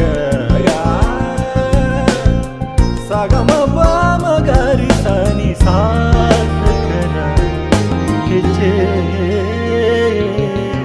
ಹೆಜ್ಜೆ ಸಾಧಕರ ಹೆಜ್ಜೆ. ಸಾಧಕರ ಹೆಜ್ಜೆ ಕಾರ್ಯಕ್ರಮಕ್ಕೆ ಮತ್ತೊಮ್ಮೆ ಸ್ವಾಗತ. ಸರ್, ಈಗ ಮನೆಯಲ್ಲಿ ಯಾರ್ಯಾರು ಇದ್ದೀರಾ? ನೀವು ಹೇಳ್ತಾ ಇದ್ರಿ ಚಿಕ್ಕವರಿದ್ದಾಗ ತುಂಬ ಕುಟುಂಬದಲ್ಲಿ ಇದ್ರಿ, ಅತ್ತೆ ಮಾವ ದೊಡ್ಡಪ್ಪ ಚಿಕ್ಕಮ್ಮ ಎಲ್ಲರ ಜೊತೆ ಒಟ್ಟಿಗೆ ಇದ್ರಿ. ಈಗ ಯಾರೆಲ್ಲ ಇದ್ದೀರಾ? ಮತ್ತೆ ಮೈಸೂರಿಗೆ ಬಂದಾಗ ನಾವು ನ್ಯೂಕ್ಲಿಯರ್ ಆಗ್ತೀವಿ. ಆದರೆ ನನ್ನ ಜೊತೆ ನಮ್ಮ ತಂದೆಯವರು, ನಮ್ಮ ತಾಯಿ, ಅದಾದಮೇಲೆ ನನ್ನ ಧರ್ಮಪತ್ನಿ ಸುಕಲತಾ ಶೆಟ್ಟಿ ಅಂತೇಳಿ, ಏನು ವಿದ್ಯಾಸಂಸ್ಥೆ ನೋಡ್ತಿದ್ದೀರೋ ಇದಕ್ಕೆ ಕಂಪ್ಲೀಟ್ ಅವ್ರದ್ದೇ ಕಾರಣ ಅಂತ ಹೇಳ್ಬೋದು. ಯಾಕಂದರೆ she was the first principal. Okay. ಅವ್ರ ಮದುವೆ ಆಗುವಾಗ PUC ಮಾಡಿರ್ತಾಳೆ. ಆಮೇಲೆ ಮಾಸ್ಟರ್ ಡಿಗ್ರಿ ಮೈಸೂರಿನಲ್ಲೇ ಮಾಡ್ತಾಳೆ. ಓಕೆ. ಅವರು ಹಾಗೆ ಮಾಸ್ಟರ್ ಡಿಗ್ರಿ ಮಾಡಿದವಳು ಇಂಗ್ಲೀಷ್ ಮಾಸ್ಟರ್ ಡಿಗ್ರಿ ಅವಳದು. ಹಾಗೆ ಅವರು ಎಜುಕೇಷನ್ ಇಲ್ಲೇ ಸ್ಕೂಲಲ್ಲಿ ಪಾಠ ಮಾಡ್ತಾನೆ. ಫಸ್ಟ್ 2 ಇಯರ್ಸ್ ಮಾಡ್ತಾರೆ, ಮತ್ತು ಪ್ರಿನ್ಸಿಪಲ್ ಆಗ್ತಾರೆ. ಇವತ್ತಿನ ಪೂರ್ಣವಾದ ನೋಡ್ತಿರುವಂಥದ್ದು ಅವರು. ಹಾಗೆ ನನ್ನ ಮಗ ಪವನ್ ಕುಮಾರ್ ಶೆಟ್ಟಿ NI ಕಾಲೇಜಿನಲ್ಲಿ ಇಂಜಿನಿಯರಿಂಗ್ ಮಾಡ್ತಾನೆ. ನನ್ನ ಮಗಳು ಶೀತಲ್ ಶೆಟ್ಟಿ, ಅವಳು NI ಇನ್ಸ್ಟಿಟ್ಯೂಷನ್ ಮಾಡ್ತಾಳೆ, ಇಂಜಿನಿಯರಿಂಗ್ ಮಾಡ್ತಾಳೆ. ಅವಳೀಗ ಅಕ್ಸೆಂಚರ್ಲಿದ್ದಾಳೆ. ಈತ ಪವನ್ ಕುಮಾರ್ ಶೆಟ್ಟಿ ನನ್ನ ಶಾಲೆ CEO ಆಗಿದ್ದಾನೆ. ನನಗೆ ಒಂದು 400 ಹಸುಗಳಿರುವ ಡೈರಿ ಇದೆ. ಓಕೆ. ಆ ಹಸು ಡೈರಿನ ಅವನು ನೋಡ್ಕೊಳ್ತಾನೆ. ಓಕೆ. ಬೈ ಪ್ರಾಡಕ್ಟ್ ಎಕ್ಸ್ಪೋರ್ಟ್ ಮಾಡ್ತೀವಿ, ಅವನು ನೋಡ್ಕೊಳ್ತಾನೆ. ನನ್ನ ತಂದೆಯವರು ಆಗಸ್ಟ್ 1ನೇ ತಾರೀಕು ದೈವಾಧೀನರಾಗ್ತಾರೆ. ಇತ್ತೀಚೆಗೆ 89ನೇ ಇಸ್ವಿನಲ್ಲಿ. 68 ವರ್ಷ ಮದುವೆಯ ಒಂದು ಸಂಭ್ರಮ ಕಳೆದವರು. 68 ವರ್ಷ ಒಟ್ಟಿಗೆ. ನಮ್ಮ ತಾಯಿನೂ ಜೊತೆಯಲ್ಲಿದ್ದಾರೆ. ನನ್ನ ತಮ್ಮನ ಹೆಂಡತಿ ಎಲ್ಲರೂ ನಮ್ಮ ಜೊತೆಲೇ ಇದ್ದರು. ಇತ್ತೀಚೆಗೆ ಅವರು ವ್ಯಾಪಾರ ದೊಡ್ಡದಾಗಿ ಅವರು ನಮ್ಮ ಜೊತೆಯಿಂದ ಅವರು ಒಂದು ಮನೆ ಮಾಡಿದ್ರು. ಆದರೂ ಒಟ್ಟಿಗೆ ಇದ್ದಾಗಿದ್ದೀವಿ. ಕೂಡು ಕುಟುಂಬ ಇದೆ, ತುಂಬ ಸಂಸಾರ. ಓಕೆ. ಸೊ ಮುಂಚೆಯಿಂದ ಹೇಗೆ ಬಂದಿದ್ರೆ ಇನ್ನೂ ಅದನ್ನ ಒಂಥರ ಎಲ್ಲೋ ಒಂದು ಕಡೆ ಇನ್ನು ಫಾಲೋ ಇರಲೇಬೇಕು. ನನ್ನ ಕುಟುಂಬದಲ್ಲಿ ನನ್ನ ಅಕ್ಕ, ತಮ್ಮ, ತಂಗಿ ಎಲ್ಲರೂ ವಾರದಲ್ಲಿ ಒಂದು ಸರಿ ಆದರೂ ನಾವೆಲ್ಲ ಒಟ್ಟಿಗೆ ಸೇರ್ತೀವಿ, ಹಂಚ್ಕೊಳ್ತೀವಿ. ನಿನ್ನ ಮಗ ಹಾಗೆ ಸರಿ ಇಲ್ಲ, ನಿನ್ನ ಮಗ ಈಗ ಸರಿ ಇದ್ದಾನೆ ಹೇಳ್ಕೊಳ್ತೀವಿ. Okay, that is the best part. Mostly ಮನೆಯಲ್ಲಿ ಅದೊಂದು ವಾತಾವರಣ ಇದ್ರೇನೆ ಮುಂದಕ್ಕೆ ಸಾಗಕ್ಕೆ ಈಸಿ ಆಗುತ್ತೆ. ನಮ್ಮ ಅಕ್ಕ ಇವತ್ತಿಗೂ ನಮ್ಗೆ ಹೊಡಿತಾಳೋ ಒಂದ್ಸರಿ, ಅವರ ಖುಷಿಲಿ ಹೊಡಿತಾಳೋ, ಅದೇ ಖುಷಿ ಆಗುತ್ತೆ. Best part. ಓಕೆ. ಕಡೆಯದಾಗಿ ನಿಮಗೆ ಗೊತ್ತಿಲ್ಲದಂತೆ ನಿಮ್ಮ ಕೆಲಸಗಳು, ಕಾರ್ಯಗಳು, ಕನಸು ನನಸಾಗ್ತಾ ಹೋಗ್ತು. ಇನ್ನು ಮುಂದೆ ಫ್ಯೂಚರ್ ಪ್ಲ್ಯಾನ್ ಅಂತ ನಿಮ್ಮ ಒಂದು ಕನಸಿದೆ, ಅದೊಂದು ನನಸು ಮಾಡ್ಕೋಬೇಕು ಅಂತ ಯಾವುದಾದ್ರೂ ಇದೆಯಾ? ಭಾಳ ಅನ್ಟೋಲ್ಡ್ ಸ್ಟೋರೀಸ್ ಇರುತ್ತೆ ಮನುಷ್ಯನ ಜೀವನದಲ್ಲಿ. ಅದನ್ನು ಯಾವ ಕನಸಿದೆ ಅಂತ ಗೊತ್ತಿರಲ್ಲ. ಇದುವರೆಗೆ ನಾನು ಯೋಚನೆ ಮಾಡಿದ್ದೇನೆಂದರೆ, ವ್ಯಾಪಾರಿ ವಲಯನ ನಾನು ರೆಪ್ರೆಸೆಂಟ್ ಮಾಡಬೇಕಂತ. ಈ ದೇಶದ ಆರ್ಥಿಕ ಬೆನ್ನೆಲುಬೆ ವ್ಯಾಪಾರಿ. ಹೌದು. ವ್ಯಾಪಾರಿ ಅಂತ ಹೇಳಿದ್ರೆ ಎಲ್ಲರೂ ವ್ಯಾಪಾರಿನೇ ಅಂತ ಹೇಳ್ತೇನೆ. ಸಣ್ಣ ರೈತ ಅವನು ತೊಗೊಂಡು ಬಂದು ಅವನು ಮಾರಿದನ್ನು ಹಾಗೆ ಕೊಡೋದಿಲ್ಲ. ಎಲ್ಲಿ ವ್ಯಾಪಾರ ಲಾಭಾಂಶ ಇಟ್ಟು ಮಾರ್ತಾನೋ ಅವನು ಎಲ್ಲರೂ ವ್ಯಾಪಾರಿನೇ. ಬೀಡಿ ಅಂಗಡಿ ಮಾಡೋವನಿಂದ ಹಿಡಿದು ಫ್ಲೈಟ್ ಮಾಡೋರಿಗೂ ವ್ಯಾಪಾರಸ್ಥನೇ. ಖಂಡಿತವಾಗ್ಲೂ. ವ್ಯಾಪಾರಿಗಳನ್ನು ಕಾಣ್ತಾ ಇರುವಂಥ ನೀತಿ ಎಲ್ಲ ನನಗೆ ಸರಿ ಕಾಣ್ತಿರ್ಲಿಲ್ಲ ಮೊದಲಿಂದಲೂ. ಆದ್ದರಿಂದ ನಾನು ಹೋಟ್ಲ್ ಮಾಲೀಕರ ಸಂಘ ಸ್ಟಾರ್ಟ್ ಮಾಡ್ತೇನೆ, ದಕ್ಷಿಣ ಕನ್ನಡ ಜಿಲ್ಲಾ ಸಂಘ ಇರ್ತೇನೆ. ಹಾಗೇ ಬರ್ತಾ ಬರ್ತಾ ಮೈಸೂರು ಚೇಂಬರ್ ಆಫ್ ಕಾಮರ್ಸ್ನ ಅಧ್ಯಕ್ಷನಾಗ್ತೇನೆ. ವ್ಯಾಪಾರಿ ಕ್ಷೇತ್ರ ನಾನು ಚೇಂಬರ್ನ ಅಧ್ಯಕ್ಷನಾಗಬೇಕಂತ ಮನಸ್ಸಿತ್ತು. ಚೇಂಬರ್ ಅಧ್ಯಕ್ಷನಾಗಿ ಮೈಸೂರು ನಗರದ ಚೇಂಬರ್ ಆಫ್ ಕಾಮರ್ಸ್ನಲ್ಲಿ 14 ತಿಂಗಳಲ್ಲಿ ನಾನು 126 ಕಾರ್ಯಕ್ರಮಗಳ ಸಮಾಜಕ್ಕೆ ಮುಖಿಯಾಗಿ ಮಾಡ್ತೇನೆ. ಬುಚ್ ಏನು ಅದನ್ನು ಕೊಲ್ಯಾಪ್ಸ್ ಆದಾಗ ಅವರಿಗೆ ಸಹಾಯ ಮಾಡ್ತೇನೆ, ಸುನಾಮಿ ಬಂದಾಗ ಮಾಡ್ತೇವೆ. ಈ ಮೈಸೂರು ನಗರದಲ್ಲಿ ಚಿಲ್ಲರೆ ಅಭಾವ ಇರ್ತಿತ್ತು. ನಾನು ಬೆಂಗಳೂರಿಗೆ ಲಾರಿ ತೊಗೊಂಡೋಗಿ ಲಾರಿಲಿ ಚಿಲ್ಲರೆ ಹಾಕ್ಕೊಂಡು ರಾಘವೇಂದ್ರ ಭಟ್ರು ನಾನು ಮೈಸೂರಿಗೆ ಬಂದು ಅಂಗಡಿಗಳಿಗೆ ಫ್ರೀ ಚಿಲ್ಲರೆ ಡಿಸ್ಟ್ರಿಬ್ಯೂಷನ್ ಮಾಡ್ತೀವಿ. ಖರ್ಚು ನಾವು ಆಗ್ತಿತ್ತು. ಸಮಾಜ ಸೇವೆಗೆ ಯಾಕೋ ಅಂತ ತುಡಿತ ಕಾಣ್ತಾ ಇತ್ತು. ನಾನು ಮೈಸೂರು ಚೇಂಬರ್ ಆಫ್ ಕಾಮರ್ಸ್ನ ಅಧ್ಯಕ್ಷನಾಗಿ ಒಳ್ಳೆ ಪೋಸ್ಟಿಗೆ ಬರಬೇಕಂತಿತ್ತು. ಅದಾಯ್ತು. ಎಲ್ಲ ಒಂಥರ ಆಶಾವಾದಿ ನಾನು. ಸ್ವಾರ್ಥನೇ ಇರ್ಬೋದು, ಆಶಾವಾದಿನೇ ಇರ್ಬೋದು. ಅದು ನಿಮ್ಮ ಕತೆ ಸಾಧನೆಯ ಹಾದಿ ಕೇಳ್ತಾ ಇದ್ರೆ ನಮಗೆ ಗೊತ್ತಾಗ್ತಾ ಇದೆ. ಹಾಗೇನಾಯಿತು, ಚೇಂಬರ್ ಆಫ್ ಕಾಮರ್ಸಿಗೆ ಹೋಟ್ಲವ್ರು ಆಗಲ್ಲ ಅಂತ ಇತ್ತು. ಸಿ ಕೃಷ್ಣಪ್ಪ ಅಂತೇಳಿ ಸಂತೆಪೇಟೆಯವ್ರು ನನ್ನ ಪರಿಚಯ ಮಾಡ್ತಾರೆ. ಅಲ್ಲಿಂದ ಚೇಂಬರ್ ಆಫ್ ಕಾಮರ್ಸ್ ಅಧ್ಯಕ್ಷ ಸ್ಥಾನವನ್ನು ತೊಗೊಂಡ್ಬಿಡ್ತೇನೆ 2012ರಲ್ಲಿ. ಅದೇ ಮುಂದಿನ ಗುರಿ ಏನಂದರೆ, ಒಂದು ಜಿಲ್ಲೆಗೆ ಒಂದು ಚೇಂಬರ್, 30 ಜಿಲ್ಲೆಗೆ ಒಟ್ಟು ಚೇಂಬರ್ ಆಫ್ ಕಾಮರ್ಸ್ ಸ್ಥಾಪನೆ ಮಾಡಿದವರು ಸರ್ ಎಂ ವಿಶ್ವೇಶ್ವರಯ್ಯನವರು. ವ್ಯಾಪಾರಿ ಬೇರೆ ಬೇರೆ 106 ಸಂಸ್ಥೆಗಳನ್ನು ಓಪನ್ ಮಾಡಿದ್ದಾರೆ. ಆದರೆ ಎಲ್ಲ IASಗಳಿಗೆ ಒಂದು ಕ್ಲಬ್ ಮಾಡಿದ್ದಾರೆ, ಸೆಂಚುರಿ ಕ್ಲಬ್ಬು, ಇಂಜಿನಿಯರ್ಸ್ ಕ್ಲಬ್ ಮಾಡಿದ್ದಾರೆ, 106 ಮಾಡಿದ್ದಾರೆ. ಅವರವ್ರ ಒಂದು ವ್ಯವಸ್ಥೆಗೆ ಸರಿಯಾಗಿ ಅದು ಎಲ್ಲರೂ ಬರುವಂಥ ಜಾತಿ ಮತ ಇಲ್ಲಿದೆ ಅಂತ ಎಲ್ಲ ವರ್ಗ ಬರುವಂಥ ಅನ್ನೋನ್ನ ಚೇಂಬರ್ ಆಫ್ ಕಾಮರ್ಸ್ ಸ್ಥಾಪನೆ ಮಾಡಿದ್ದು ಸರ್ ಎಂ ವಿಶ್ವೇಶ್ವರಯ್ಯನವರು. ಅವರೇ ಮೊದಲನೇ ಅಧ್ಯಕ್ಷರು, ಫೌಂಡರ್. ಅದಕ್ಕೆ ಯಾರು ಸಪೋರ್ಟರ್ ಮಹಾರಾಜರು ಮಾಡಿರ್ತಾರೆ. ಅಲ್ಲಿಗೆ ಒಂದು ಮೆಂಬರ್ ಆಗಬೇಕು ಅಂತ ಮನಸ್ಸಾಯಿತು, ಗುರಿ ಇತ್ತು ನನಗೆ. ಆ ಚೇಂಬರ್ ಆಫ್ ಕಾಮರ್ಸು ರಾಜ್ಯನ ರೆಪ್ರೆಸೆಂಟ್ ಮಾಡುತ್ತೆ, 30 ಜಿಲ್ಲೆಯನ್ನು ರೆಪ್ರೆಸೆಂಟ್ ಮಾಡುತ್ತೆ. ಅಲ್ಲಿನೂ ನಾನು ಗುರಿ ಇತ್ತು, ನಾನು ಮೆಂಬರ್ ಆಗ್ತೇನೆ. ಒಂದು ದಿನ 2025ರೊಳಗೆ ನಾನು ಅಧ್ಯಕ್ಷನಾಗಬೇಕು ಅಂತ ಮನಸ್ಸಾಗುತ್ತೆ. ಇದನ್ನು ಮುಟ್ಟಬೇಕು ಅಂತ ಛಲವಾಗಿ ಕೆಲಸ ಮಾಡ್ತೇನೆ. 30 ಜಿಲ್ಲಾ ಸಮಿತಿ ಅಧ್ಯಕ್ಷನಾಗ್ತೇನೆ. ಇವತ್ತು ರಾಜ್ಯದ ಯಾವುದೇ ಜಿಲ್ಲೆಗೆ ಹೋದ್ರೇನು ಸುಧಾಕರ್ ಶೆಟ್ಟಿ ಅವರಿಗೆ ಆದಂಥ ಒಂದು 100 ಜನನಾದರೂ ಇದ್ದಾರೆ. ಯಾವ ಜಿಲ್ಲೆಗಾದರೂ ಹೇಳ್ಬೋದು. Any part of the Karnataka, Bidar ಇರ್ಬೋದು, ಬಿಜಾಪುರ ಇರ್ಬೋದು, ಮಡಿಕೇರಿ ಇರ್ಬೋದು, ಎಲ್ಲ ಜಿಲ್ಲೆಗಳು ಯಾರು ಪ್ರೆಸಿಡೆಂಟ್ ಅಂತ ಇವತ್ತೇ ಹೇಳ್ತೇನೆ. ನಮ್ಮ ಬೇರು ವ್ಯಾಪಾರಿ ಸಮೂಹ. ನಾವೇನಂದರೆ ವ್ಯಾಪಾರಿ ಸಮೂಹನೇ ರಾಷ್ಟ್ರದ ಆರ್ಥಿಕ ಬೆನ್ನೆಲುಬು. ಡೆವಲಪ್ಮೆಂಟ್ ನಾವೇ ಅಂತ ಹೇಳ್ತೇನೆ. ಯಾಕಂದರೆ ಟ್ಯಾಕ್ಸನ್ನು ಸರ್ಕಾರ ಹೇಳುತ್ತೆ 58,000 ಕೋಟಿ ನಾನು ಬಡ್ಜೆಟ್ ಮಾಡಿದೆ. ಯಾರು ಟ್ಯಾಕ್ಸ್ ಕೊಡೋರು? ನಾವು ಟ್ಯಾಕ್ಸನ್ನು ಸರ್ಕಾರದ ಮಧ್ಯೆ, ನಾವು ಟ್ಯಾಕ್ಸನ್ನು ಜನಗಳಿಗೆ ಮಧ್ಯವಾಗಿ, ಸರ್ಕಾರಕ್ಕೆ ಮಧ್ಯವಾಗಿ ನಾವು ಕಲೆಕ್ಟ್ ಮಾಡಿ ಕೊಡುವಂಥವ್ರು. ಆದ್ದರಿಂದ ವ್ಯಾಪಾರಿಯ ಒಂದು ಇದಕ್ಕೆ ಆ ವ್ಯಾಪಾರಿ ಸಂಸ್ಥೆ ಸರ್ ಎಂ ಅವರು ಸ್ಥಾಪನೆ ಮಾಡಿದ ಸಂಸ್ಥೆ. ಸರ್ ಎಮ್ಮಿಗೂ ನಮಗೂ ಸಂಬಂಧನೇ ಇಲ್ಲ ಪಾಪ. ಅವರು ಆಕಾಶ, ನಾವು ಪಾತಾಳ. ನನಗೇನು ವಿದ್ಯಾಭ್ಯಾಸ ಇಲ್ಲದವನು ಅವರು ಆಕಾಶ. ಅವ್ರ ವಿದ್ಯಾಭ್ಯಾಸ ಮೇರುಮಟ್ಟ. ಅವರು ರಾಷ್ಟ್ರದ ಹಲವಾರು ಉದಯಪುರ ಇರ್ಬೋದು, ಹಲವಾರು ಯೋಜನೆಗಳನ್ನು ಅವರೇ ಕಾರ್ಯರೂಪ. ಅವರು ಅಧ್ಯಕ್ಷ ಸ್ಥಾನ ಇರುವಂಥ ಸ್ಥಾನ ಮುಟ್ಟೋದೇ ಒಂದು ಯೋಗ, ವೈಬ್ರೇಷನ್. ಈಗಲೂ ಅದಕ್ಕೆ ಅಧ್ಯಕ್ಷನಾಗಬೇಕು ಅಂತ ಕನಸಿತ್ತು. ಈಗ ಉಪಾಧ್ಯಕ್ಷನಾಗಿದ್ದೇನೆ. ಈಗ ಹಿರಿಯ ಉಪಾಧ್ಯಕ್ಷನೇ, ರಾಜ್ಯದ ಉಪಾಧ್ಯಕ್ಷನಾಗಿದ್ದೇನೆ. ಜುಲೈ 1ಕ್ಕೆ ಅಧ್ಯಕ್ಷನಾಗ್ತೇನೆ. 1 ವರ್ಷ ರಾಜ್ಯದ ಸಮಸ್ಯೆಗಳಿಗೆ ನೇರವಾಗಿ ರಾಜ್ಯ ಸರ್ಕಾರ, ಕೇಂದ್ರ ಸರ್ಕಾರ ಎರಡನ್ನೂ ನಾವು ರೆಪ್ರೆಸೆಂಟ್ ಮಾಡ್ತಾ ಇರ್ತೇವೆ. ಅದು ನನ್ನ ಆಸೆ ಇತ್ತು. ಅದು ಹತ್ರ ಬಂದಿದೆ, ಕೈಗೂಡುತ್ತೆ ಅನ್ನೋದು ದೇವರ ಆರೋಗ್ಯ ಕೊಟ್ಟರೆ. ಅದರಿಂದ ಏನಾಗ್ಬೋದು, ಸಮಾಜದ ಕೆಲಸ ಅಂತ ಅಂದರೆ ಏನಂದರೆ, ಮೈಸೂರನ್ನ ಯೋಚನೆ ಮಾಡಿದ್ರೆ ಮೈಸೂರು ಔಟರ್ ರಿಂಗ್ ರೋಡ್ ಬಗ್ಗೆ ಮಾತಾಡ್ತೇನೆ ನಾನು. ಮೈಸೂರಿನಲ್ಲಿ ಈಗಾಗಲೇ ಟ್ರಾಫಿಕ್ ಸಮಸ್ಯೆ ಇದೆ. ಏನು ಪಾರ್ಕಿಂಗ್ ಕಾಂಪ್ಲೆಕ್ಸ್ ಆಗಬೇಕಂತ ಮಾತಾಡ್ತೇನೆ ನಾನು. ಮೈಸೂರು ಬೆಳವಣಿಗೆ ಬೇಕಂತ ಹೇಳ್ತೇನೆ. ಏರ್ ಕನೆಕ್ಟಿವಿಟಿ ಬೇಕಂತ ಹೇಳ್ತೇನೆ.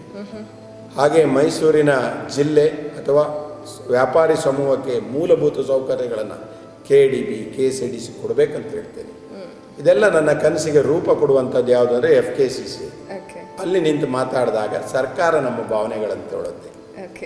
ಅದು ಭಾಳ ದೊಡ್ಡ ಕನಸಿದೆ ನನಗೆ. ಓಕೆ, ಆ ಕನಸು ನಮ್ಮ ಸಿರಿತಂಡದ ತಂಡದ ಪರವಾಗಿ, ನಮ್ಮ ವೀಕ್ಷಕರ ಪರವಾಗಿ ಬೇಗ ನನಸಾಗಲಿ ಅಂತ ನಾವು ಹಾರೈಸ್ತೀವಿ ಸರ್. ನಾನು ನಿಮ್ಮ ಜೊತೆ ಮಾತಾಡ್ತಾ ಟೈಮ್ ಹಾಗೆ ನೋಡಿದೆ, ಈಗ ನನಗೆ ಗೊತ್ತಾಯಿತು ಟೈಮ್ ಆಗಿಬಿಟ್ಟಿದೆ ಅಂತ ಹೇಳ್ತೀರಾ. ಅದೇ ಏನಂದರೆ, ನೀವು ನಿಮ್ಮ ಹಿಂದಿನ ಮೆಲುಕುಗಳನ್ನು ಹಾಕ್ಕೊಳ್ತಾ ದಾರಿಯ ನಾವು ಸವೆದ ಹಾದಿಯನ್ನು ನೋಡ್ಕೊಳ್ತಾ ಇರಬೇಕು. ಆದ್ದರಿಂದ ನಾನು ಎಲ್ಲ ಕಡೆಯಲ್ಲೂ ಇರ್ತೇನೆ. ಶ್ರೀಮಂತಿಗೆ ಯಾರು ಪ್ರದರ್ಶನ ಮಾಡ್ತಾನೆ ಅವ್ನು ಶ್ರೀಮಂತ ಅಲ್ಲ, ಶ್ರೀಮಂತಿಗೆನ ನಡ್ಕೊಳ್ತಾನಲ್ಲ ಅವ್ನು ಶ್ರೀಮಂತ. ತುಂಬ ಒಳ್ಳೆಯ ಮಾತು ಸರ್. ಕಾರ್ಯಕ್ರಮ ಮುಗಿಸೋ ಹಂತಕ್ಕೆ ನಾವು ಬಂದಾಗಿದೆ. ಹೇಳಿ ಸರ್, ಸಾಧಕರ ಹೆಜ್ಜೆಯಲ್ಲಿ ಇಷ್ಟೊತ್ತು ನಿಮ್ಮ ಬಿಡುವಿನ ಸಮಯದಲ್ಲಿ ನಾನು ಆ ಟೈಮ್ ಆಕ್ಯುಪೈ ಮಾಡ್ಕೊಂಡ್ವಿ ಅಂತಲೇ ಹೇಳ್ಬೋದು. ಇಷ್ಟೊತ್ತು ಕೂತು ನಿಮ್ಮ ದಾರಿಯನ್ನು ನೋಡ್ಕೊಂಬಂದ್ರಿ, ಒಂದು ಮೆಲ್ಕು ಹಾಕಿದ್ರಿ, ನಿಮ್ಮ ನೆನಪಿನ ಬುತ್ತಿಯನ್ನು ನಮ್ಮ ಜೊತೆ ಹಂಚ್ಕೊಂಡ್ರಿ. ಹೇಗೆ ಅನ್ನಿಸ್ತು ಕಾರ್ಯಕ್ರಮ? ನನಗೆ ಎಲ್ಲವೋ ನನ್ನನ್ನು ಎಚ್ಚರಿಸ್ತು. ಒಂದು ಗಂಟೆ ಸಮಯ ನಿಮ್ಮ ಜೊತೆಯಲ್ಲಿ ಮಾತನಾಡ್ತಾ ಇರುವಾಗ ಹೇಗೆ ಎಚ್ಚರಿಸ್ತು ಅಂದರೆ, ನಿನ್ನ ಹಿಂದಿನ ಹಾದಿನ ಮತ್ತೆ ನೆನಪು ಮಾಡ್ತು ನನಗೆ. ನನ್ನ ಹಾದಿನಲ್ಲಿ ಇವತ್ತು ಭಾಳ ಜನ ಕಷ್ಟಪಡ್ತಿದ್ದಾರೆ, ನನ್ನ ಥರನೇ. ಮನೆ ಬಿಟ್ಟವರು ಇರ್ಬೋದು, ಹೋಟ್ಲು ಕಾರ್ಮಿಕ ಇರ್ಬೋದು, ಸಣ್ಣ ವ್ಯಾಪಾರ ಇರ್ಬೋದು, ಕ್ಯಾಂಟೀನ್ ಮಾಡಿದವರು, ಇದೆಲ್ಲ. ಇದನ್ನು ಮತ್ತೊಂದು ನನಗೆ ಎಚ್ಚರಿಕೆ ಕೊಟ್ಟಾಗ ಏನು ಅನಿಸುತ್ತೆ ಅಂದರೆ, ನಾನು ಮತ್ತೆ ಎಚ್ಚರಿಕೆಯಾಗಿ ಮುಂದುವರಲಿಕ್ಕೆ ದಾರಿ ಮಾಡಿಕೊಟ್ಟಿದ್ದೀರಿ. ಅದು ಸಾಧಕರ ಒಂದು ಹೆಸರು ಹೇಳ್ತಿದ್ದೀರಿ. ಸಾಧಕ ಇನ್ನೂ ಆಗಿಲ್ಲ ಅನ್ನೋದನ್ನೇ ನನ್ನ ಭಾವನೆಯಲ್ಲಿದೆ. ಎಲ್ರಿಗಾದರೂ ನಾನು ಈಗಲೂ ಹೇಳೋದಿಷ್ಟೆ, ಎಲ್ಲೂ ಇನ್ಫ್ಯಾರಿಟಿ ಕಾಂಪ್ಲೆಕ್ಸ್ ಬೇಡ. ನಾನು ಅಯ್ಯೋ ರಾಮ, ನಾನು ವಿದ್ಯಾರ್ಥಿಗಳಿಗಾಗಲಿ ಅಥವಾ ಸಾಧನೆ ಮಾಡೋರಿಗಾಗಲಿ ನಾನು ಅವನಕ್ಕಿಂತ ಅವನಷ್ಟು ತಿಳ್ಕೊಂಡಿಲ್ಲ, ಅವನಷ್ಟು ಶ್ರೀಮಂತ ಇಲ್ಲ, ಅವನಷ್ಟು ದೊಡ್ಡ ಮನೆ ಇಲ್ಲ, ಅವನಷ್ಟು ದೊಡ್ಡ ಕಾರ್ ಅವಶ್ಯಕತೆ ಇಲ್ಲ. ನಿನ್ನ ಹತ್ರ ಇರೋದೇ ದೊಡ್ಡದು, ಅವನದನ್ನು ಯಾರೂ ನಿಮಗೆ ಕೊಡೋದಿಲ್ಲ. ಎರಡನೇದು ಹೇಳೋದಿದೆಯಲ್ಲ, ನೇರವಾಗಿ ನಾವು ಹೇಳಬೇಕಾಗತ್ತೆ ಯಾರಿಗಾದ್ರೂ ಅಷ್ಟೆ. ಒಂದು ಮುಚ್ಚು ಮರೆಯಲ್ಲಿ ಹೇಳಿದಾಗ, ಅದು ನಿನ್ನ ಮನಸ್ಸು ಬಿಚ್ಚಿ ಮಾತಾಡಿದಾಗ ಅವನಾದರೂ ನಮ್ಮನ್ನು ಅರ್ಥ ಮಾಡಿಕೊಡ್ತಾನೆ. ಸಾಧನೆಗೆ ನಿನಗೆ ಅದೇ ದೊಡ್ಡ ಹೆಜ್ಜೆ ಅಂತ ಹೇಳ್ತೇನೆ. ನನಗೂ ಈ ದಿನ ನೀವು ಆಸ್ಪದ ಕೊಟ್ಟಿದ್ದೀರಿ. ಈ ನಿಮ್ಮ ಚಾನಲ್ ಮುಖಾಂತರ, ಸಿರಿ ಚಾನಲ್ ಮುಖಾಂತರ ಸಾವಿರಾರು ಜನ ನನ್ನನ್ನು 1 ಗಂಟೆ ನೋಡ್ತೀರಿ. ಆ ನೋಡಿದಾಗ ನನ್ನನ್ನು ನೀವು ಒಬ್ಬ ಸಮಾಜಕ್ಕೆ ಏನಾದರೂ ಕೊಡುಗೆ ಕೊಡೋ ವ್ಯಕ್ತಿ ಅಂತ ಅನಿಸಿದಾಗ ಅದೇ ನನಗೊಂದು ಸಾಧನೆ ಅಂತ ಹೇಳ್ತೀನಿ. ಯಾವುದೇ ಸಮಯದಲ್ಲಾಗಲಿ, ಅವರು ವಿದ್ಯಾರ್ಥಿ ಸಮೂಹ ಆಗಲಿ, ವ್ಯಾಪಾರಿ ಸಮೂಹ ಆಗಲಿ, ಹಲವಾರು ದೇಶದಲ್ಲಿ ಹಲವಾರು ಯೋಜನೆಗಳಿದೆ, ಇನ್ನೂ ಕಾರ್ಯರೂಪಕ್ಕೆ ಬಂದಿಲ್ಲ. ಅದನ್ನು ನಾವು ಉಪಯೋಗಿಸ್ಕೊಳ್ಬೇಕು. ನಮ್ಮನ್ನು ಉಪಯೋಗಿಸ್ಕೊಳ್ಳಿ. ವ್ಯಾಪಾರಿ ಸಮೂಹ, ಸ್ಪೆಷಲಿ ವ್ಯಾಪಾರಿ ಸಮೂಹ ಯಾವ ಸಮಯದಲ್ಲಾದರೂ ನನ್ನ ಅಪ್ರೋಚ್ ಮಾಡ್ಬೋದು. ವಿದ್ಯಾರ್ಥಿ ಸಮೂಹನ ಅಷ್ಟೇ. ತೊಂದರೆ ಆದರೆ ನನ್ನಿಂದ ಆದ ಪೂರ್ಣ ಕೊಡಲಿಕ್ಕಾಗಲ್ಲ ರೀ, ಎಷ್ಟು ಜನ ನನ್ನಿಂದ ಆದಷ್ಟು ನಾನು ಸಮಾಜ ಸೇವೆ ಮಾಡಲಿಕ್ಕೆ ಕಟಬದ್ಧವಾಗಿದ್ದೇನೆ ಅಂತ ಹೇಳ್ತಾ ನಿಮಗೂ ನನ್ನ ಧನ್ಯವಾದಗಳನ್ನ ಹೇಳಿಕೆ. ನನಗಂತೂ ಒಂದೇ ಅನಿಸಿದ್ದು, ಮನೆಯಲ್ಲಿ ಎಲ್ಲ ಚೆನ್ನಾಗಿದ್ದು ಏನೋ ಒಂದು ತುಡಿತ ಅವ್ರಿಗೆ ಗೊತ್ತಿಲ್ಲದೆ ಮನೆಯಿಂದ ಹೊರಗಡೆ ಬಂದು ಏನೋ ಒಂದು ಸಾಧನೆ ಮಾಡಿದ್ದಾರೆ ಅಂದರೆ ನಿಜವಾಗ್ಲೂ ಸಾಧನೆ ಮಾಡೋ ಛಲ ಅವರಲ್ಲಿ ಇತ್ತು ಅನ್ನೋದು ಅವ್ರಿಗೆ ಗೊತ್ತಿಲ್ಲದೆ ದಾರಿ ತೋರಿಸಿದೆ ಅಂತ ಅನಿಸುತ್ತೆ. ಸೊ ಮನೆಯಲ್ಲಿ ಇದೆಯೋ ಇಲ್ವೋ ಅನ್ನೋದು ಇಂಪಾರ್ಟೆಂಟ್ ಅಲ್ಲ, ನಿಮ್ಮಲ್ಲಿ ಮಾಡುವ ಛಲ ಇದ್ದರೆ ಅದನ್ನು ಖಡಕ್ಕಾಗಿ ಆಚೆ ಬಂದು ತೋರಿಸಿದ್ರೆ ನೀವು ಒಂದು ಸಾಧನೆ ಮಾಡಲೇಬಹುದು. ಸಾಧನೆ ಮಾಡಬೇಕು ಅಂತ ಕೂತ್ರೆ ಬಹುಶಃ ಖಂಡಿತ ಅದಾಗಲ್ಲ. ಇದು ಒಂದು ನಿಜವಾಗ್ಲೂ ಈ ಸ್ಟೋರಿ ನೋಡಿದಾಗೆಲ್ಲ ಅವರ ಜೀವನ ಹಾದಿ ನೋಡಿದಾಗ ನನಗೆ ತಿಳಿದಂತಹ ವಿಷಯ. ಸೊ ಈ ಕಾರ್ಯಕ್ರಮ ನೋಡಿದಾಗ ನಿಮಗೂ ಬಹುಶಃ ಅನಿಸ್ಬಹುದು, ಸೊ ನಾವು ಕೂತಲ್ಲೇ ಇದ್ದು ನಾವು ಹಾಗೆ ಮಾಡಬೇಕು ಹೀಗೆ ಮಾಡಬೇಕು ಅನ್ನೋದು ಬಿಟ್ಟು ಏನಿದೆ ಮುಂದೆ ಅದನ್ನು ಮಾಡ್ತಾ ಮುಂದೆ ಖಡಕ್ಕಾಗಿ ಕಾನ್ಫಿಡೆಂಟಿಂದ ಮುಂದೆ ಹೋದರೆ ಸಾಧನೆ ಎಲ್ಲರೂ ಮಾಡಬಹುದು ಅಂತ ಭಾವಿಸ್ತಾ ಇವತ್ತಿನ ಕಾರ್ಯಕ್ರಮನ ಇಲ್ಲಿಗೆ ಮುಗಿಸ್ತಾ ಇದ್ದೀನಿ. ಈ ಸಂಚಿಕೆ ನಿಮ್ಮೆಲ್ಲರಿಗೂ ಇಷ್ಟವಾಗಿದೆ ಅಂತ ಭಾವಿಸ್ತೀನಿ. ಮುಂದಿನ ವಾರದಲ್ಲಿ ಮತ್ತೊಂದು ಸಾಧಕರೊಂದಿಗೆ ನಿಮ್ಮ ಮುಂದೆ ಬರ್ತೀನಿ. ಅಲ್ಲಿ ತನಕ ನೋಡ್ತಾ ಇರಿ ಸಿರಿ ಟಿವಿ. ನಮಸ್ಕಾರ.